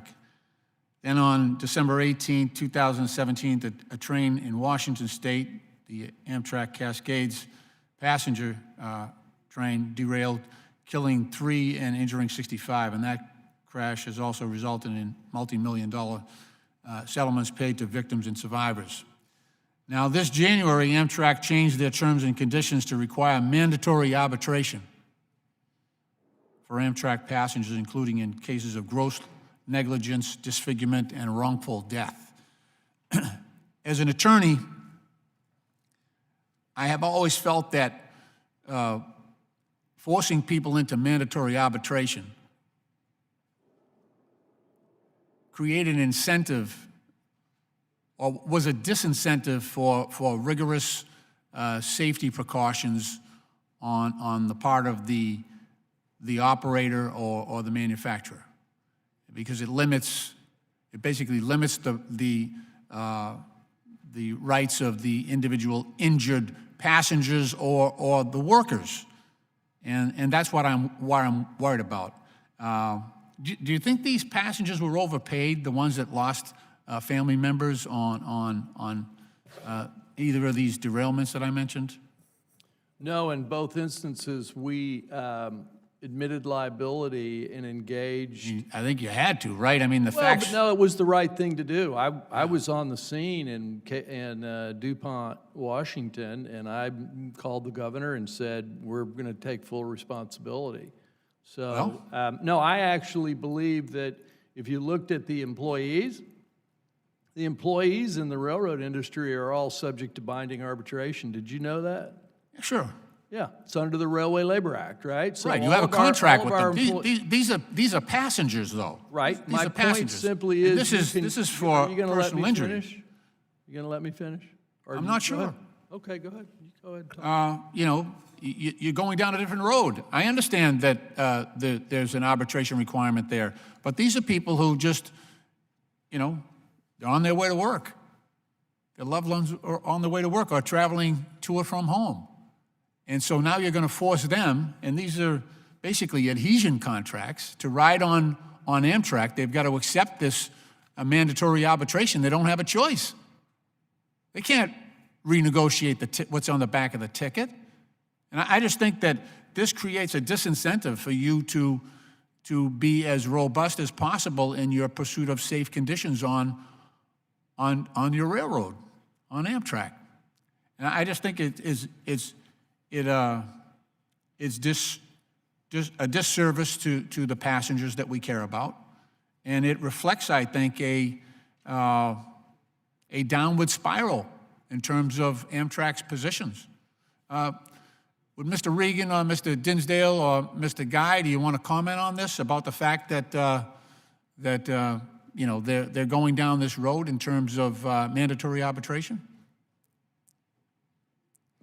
Well, I think it makes a passenger question whether they want to board the train, because, I mean, you're telling me right away that you don't have my safety as a concern. Right. You're boarding my train at a risk. Yes. Just for the record, we don't allow the airlines to do this. We don't allow the airlines to, put mandatory arbitration You for could. those families. It's allowed under U.S. Supreme Court precedent. I understand that. But again, going back to what you said before, in those cases, you did the right thing. Mandatory arbitration is not the right thing. I yield back. We just disagree. Chair, I'll recognize Mr. LaMalfa for 5 minutes. Thank you, Mr. Chairman. I want to come to Ms. Mortensen on a couple issues there in the Valley. You talked about success being had with being able to work with a private partner, Herzog Group, in your earlier comments. So is there more opportunities to see more success on a broader scale with this type of partnership? I think it's much more wide scale now than it was when I first went out to bid 20 years ago. So it's much more common. I do think there are still answers with Amtrak if some of the structural limitations could be removed. I mean, we should be able to get data. We should be able to know why costs go up. We should be able to collaborate and say we've got to change the service. The environment's different. We need to do it together. What are the barriers to doing that?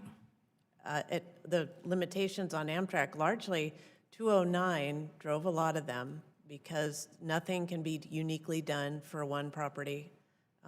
It has to be done, I wouldn't say equitably, it has to be done the same for all. What you'll call that? The recent Amtrak reauthorization, which stipulated that they had to recover all of their costs and in certain manners. Well, recovering costs would be seen as a good thing, but this is causing a barrier to, please elaborate. Well, I think it is a good thing if there's just a them on the other side, but when Congress asks Amtrak to fully recover their costs, one of the biggest places, and you've heard Amtrak say this, is the state-supported route. So they really go to your constituents and grab that money to recover their costs because that satisfies the definition, but it doesn't necessarily satisfy the service that your constituents want. Do you see a different way to accomplish both? Congress being, interested in costs being covered, but with the dynamic you're talking about actually produce a greater ridership and a greater revenue that would, go ahead. Well, I think it does, and I think, for the union reps that are here, that produces more jobs. It's not like that money just goes into a hole. That money gets reinvested into the system because there are deferred demands. And there's a lot of latent demand for service. So you really just take the marbles and move them around, but put them back into more service. Interesting, okay. So what should we be doing in Congress, I guess, to facilitate that next go-round? Well, I think some support in terms of the cost allocation methodology. I think one of the biggest issues for us is the maintenance of equipment. It's our equipment, and we don't have a say in how it's maintained, which is unusual. And then the national program required that costs be assessed not based on how much equipment we used or how much labor is used to turn the wrench, but it's a proportional share of Amtrak's overall series of equipment, right? So Stacy in California might use 2 train sets, but if the kind of train sets I have are used across the country and Amtrak has to allocate all of those costs, they just throw them all in a barrel and then re-spit them out to me, and now they have no relationship to how much work is being done. Interesting, okay. And so I think it's just certain, and I think Amtrak would agree that some of that is beneficial with a little more transparency, and then it takes some of the heat off. A lot of it's just lack of transparency. Being in the San Joaquin area, talk to me, please, a little bit about, the voters some years ago authorized a high-speed rail system to go from SF to LA, and it'd come through the valley there. The price has tripled from what the voters saw, $33 billion, to about $100 billion now. And it's many years behind. They don't even have all the land secured, and they have no plan to get over the grapevine into LA with the rail. What do you see that this is doing to the overall transportation structure in the San Joaquin Valley with trying to keep after this high-speed rail system versus what you could be doing with augmenting, like we talked about, maybe a higher speed Amtrak at 120 miles per hour. Well, I do think the state is beginning to look at ways to make use of what can be built right now. We're not anywhere near the $100 billion purse. So making the best use of the infrastructure that is under construction now and will be completed in the next 5 years, I think there's ideas to operate that, perhaps not at 220, but a more manageable speed.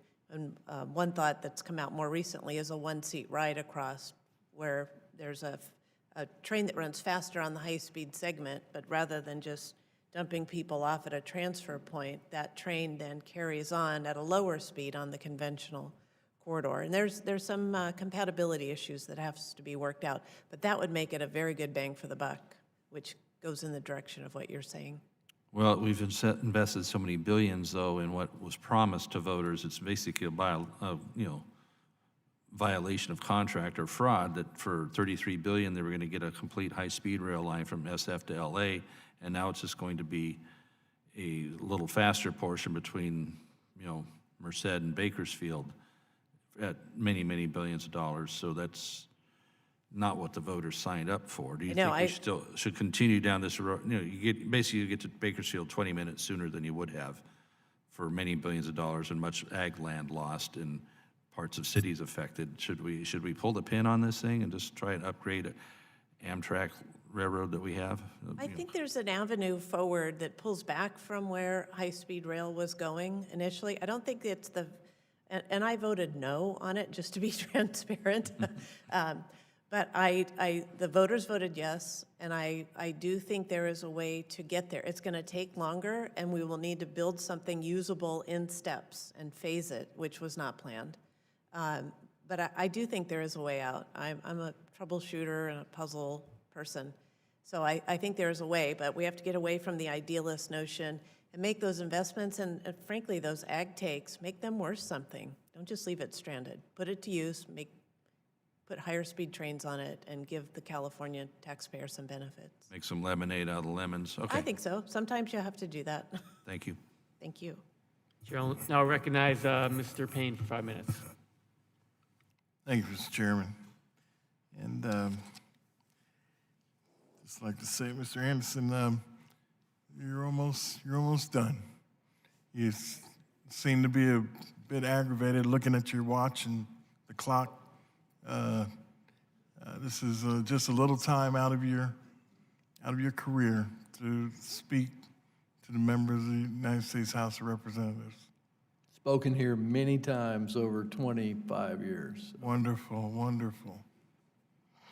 Let me just say that an organization's worth can be reflected in the morale of its workers. And someone that rides the Excella twice a week, sometimes 4 times a week, you have a great staff. But it goes a long way in working with them and understanding what they need for their quality of life to have morale be positive. This talk of union busting is just really troubling. But I just wanted to put that on the record. But in your testimony, you highlight the need for Amtrak to upgrade and replace its aging fleet of trains. What consequences do you foresee if Amtrak does not refleet, and what effect do you think it will have on the passengers?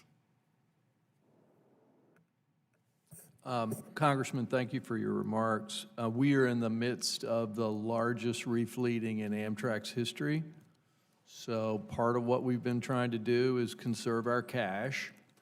And our balance sheet now, we just got an investment grade upgrade because we bought the new locomotives for the national network, the Siemens Charger locomotives, which will ensure that the long-distance network and the national network has a really good locomotive fleet. So that was number one.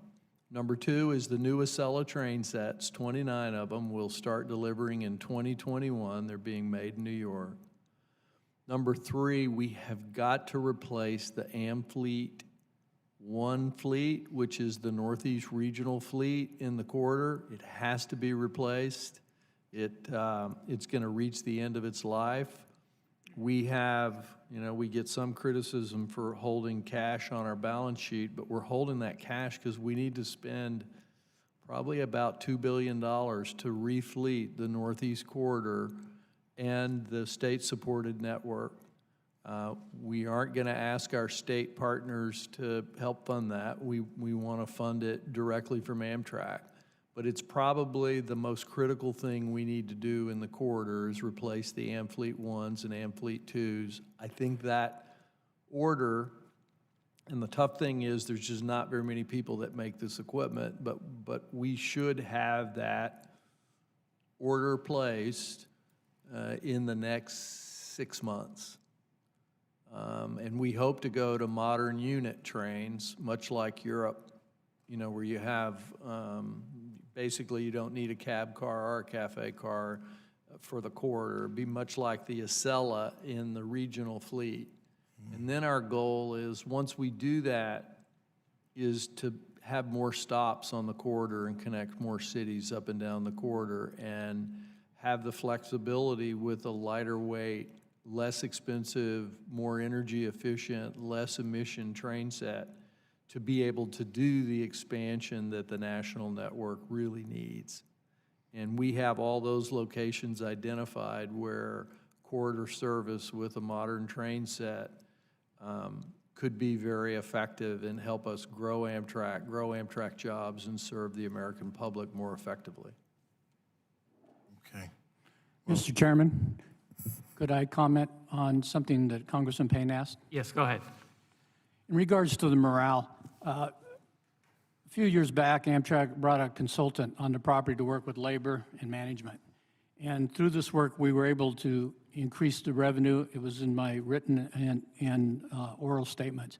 And what we did is we asked 6 employees that work on the train to come in and to create what was called Just For You meals. Meals that coach passengers could eat at their seat on their lap because they couldn't get into the dining cars. And this created a great amount of revenue. But the point was this: we told management we need to get the employee buy-in on this. This is how we do it. These 6 people came in, and in 4 hours, they created these meals, breakfast, lunch, and dinner, that ran between $8 and $15 in 4 hours, something that Amtrak couldn't do in 40 years. So this has been, the carpet was pulled out from under them. We got the buy-in for a couple of years. We created new revenue in the millions on one train, the Coast Starlight. And the people were engaged. Now they see that's no longer gone. Not only that, furlough of all, or not furlough, but the abolishment of all the jobs that we're getting, 89 coming, 500 in Riverside, the reduction in food service on the trains. They see the complete opposite happening. We sold them on the buy-in, and now they see that that's not happening. Thank you. Okay, you're back. Chair now recognize Mr. Esplat. Thank you, Mr. Chairman, and thank you all my colleagues for the subcommittee for allowing me the opportunity to join you at today's hearing. And thanks for all the witnesses for including me here, also for a few minutes so I can revisit with Mr. Anderson a very local issue that we discussed in the past. Mr. Anderson, as you know, I had serious disagreements over the number of billboards that Amtrak has carelessly installed in their 13th Congressional District along Riverside Drive. The district has countless numbers of billboards from 125th Street to the northern part of the island of Manhattan, Washington Heights. However, Amtrak was the first entity to brazenly and unapologetically sully one of the last havens of natural beauty in Manhattan, in the northern part of Manhattan, by installing a digital billboard that blocks the iconic view of a natural landscape overseeing the Palisades and the George Washington Bridge across the river to New Jersey. It directly conflicts with state and cities' conservation programs, and as I noted, it's a natural, consider a scenic view for many New Yorkers and by the state of New York and the city of New York. In fact, it's right across a cemetery, maybe 100 feet from a cemetery where hundreds of people rest, including some of my family members. So a number of my constituents, and even the local city council member, Mark Levine, has repeatedly expressed their concerns regarding this digital billboards and others to Amtrak. Specifically, council member Levine and others maintained that they had almost no notification or input from Amtrak before the billboard was installed. And I personally feel that though Amtrak's response to my personal communication with senior officials, and including yourself, Mr. Anderson, left a lot to be desired. While I recognize the need for Amtrak to find ways to monetize its assets, I strongly believe that you need to come to local communities when you are seeking to make consequential decisions such as this one. At the very least, Amtrak could have done a better job at including the community and their elected officials in this process. The community is still willing to find a compromise, a new location for the billboard, and I hope this registers today. Still, it's worth noting today that I have introduced legislation that will require Amtrak to follow local laws and land use procedures for things such as this nature, digital billboards. Visual pollution, much has been said about visual pollution, and I could find no better case than this one. We fought for many, many weeks and months to protect the view of the Palisades from a foreign company that attempted to build above the tree lines in the neighboring state of Jersey. But this digital billboard is really one that perhaps has a better place. I do have one question for you, Mr. Anderson. Are you willing to meet again with the community and with the elected officials to reconsider the placing of this billboard in an area that should be sacred because of its natural beauty and scenic view? I'm happy to have Amtrak representatives meet with you and constituents there. I think we did change the size of the billboard in response to community feedback. But the rights that Amtrak has, under federal law to use its property is very similar to what the Metro has in New York and what other railroads have. And, our responsibility is to make sure we're good stewards of that asset, but we would be happy to have representatives meet with you or other constituents. I mean, a rose is a rose by any other name.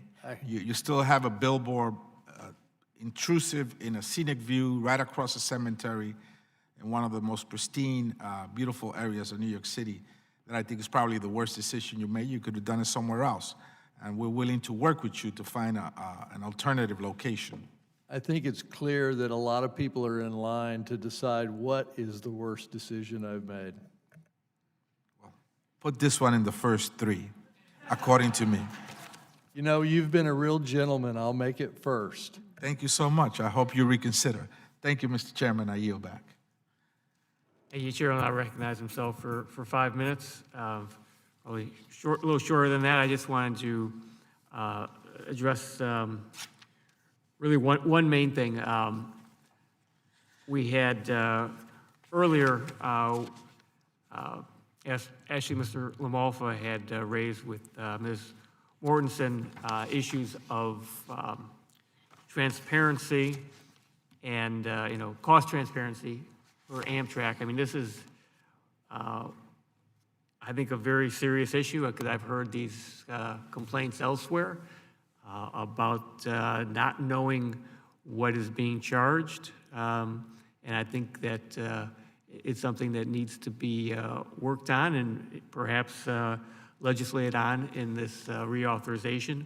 But I wanted to just end by asking Mr. Anderson, as I said in my opening statement, I still believe that Chicago Union Station operation should be turned over to Metro, the commuter railroad. They have about 90% of the passengers that go through Union Station. There have been a number of issues that have occurred there at Union Station. So in the meantime, Mr. Anderson, how are you committed to improving your operations at Chicago Union Station? Good question. And we're actually, I think, making some progress with Metro on the operating agreement. And I think we've actually come to agreement on a pretty big capital effort to apply for some grants to do some initial work in the concourses. But we dispatch their trains with a 99% on time. Our intention is to continue to do that. At the same time, we've invested tens of millions into the Chicago Union Station train hall, restoring the original building, restoring the roof. We're adding another entrance right now, overhauling the The Great Hall looks really nice now, but most people don't even see that, and what they're concerned about is their train arriving and leaving on time. They do, and as I said, we dispatch Metra at 99%. I mean, the data is there. The dispatch rate for their system from Amtrak dispatching is 99%. And our intention is to continue to do a good job for them in terms of running their trains on time. It's something that we will continue to discuss, especially as we move forward with the reauthorization. Yep. I will yield back my time. Any other members? There's only one member here. Lamalfa, any other questions? I'll leave it as it is, sir. Okay. Seeing as there are none, I'd like to thank each of the witnesses for your testimony today. Your contributions have been very informative and helpful, and as we move forward, as we are now writing this reauthorization for Amtrak and also the surface transportation reauthorization, we will continue, we'll take everything that's said here into consideration and talk to you more moving forward. I want to ask unanimous consent that the record of today's hearing remain open until such time as our witnesses have provided answers to any questions that may be submitted to them in writing. And I want to ask unanimous consent that the record remain open for 15 days for any additional comments and information submitted by members or witnesses to be included in the record of today's hearing. Without objection, so ordered. If no other members have anything to add, the subcommittee stands adjourned.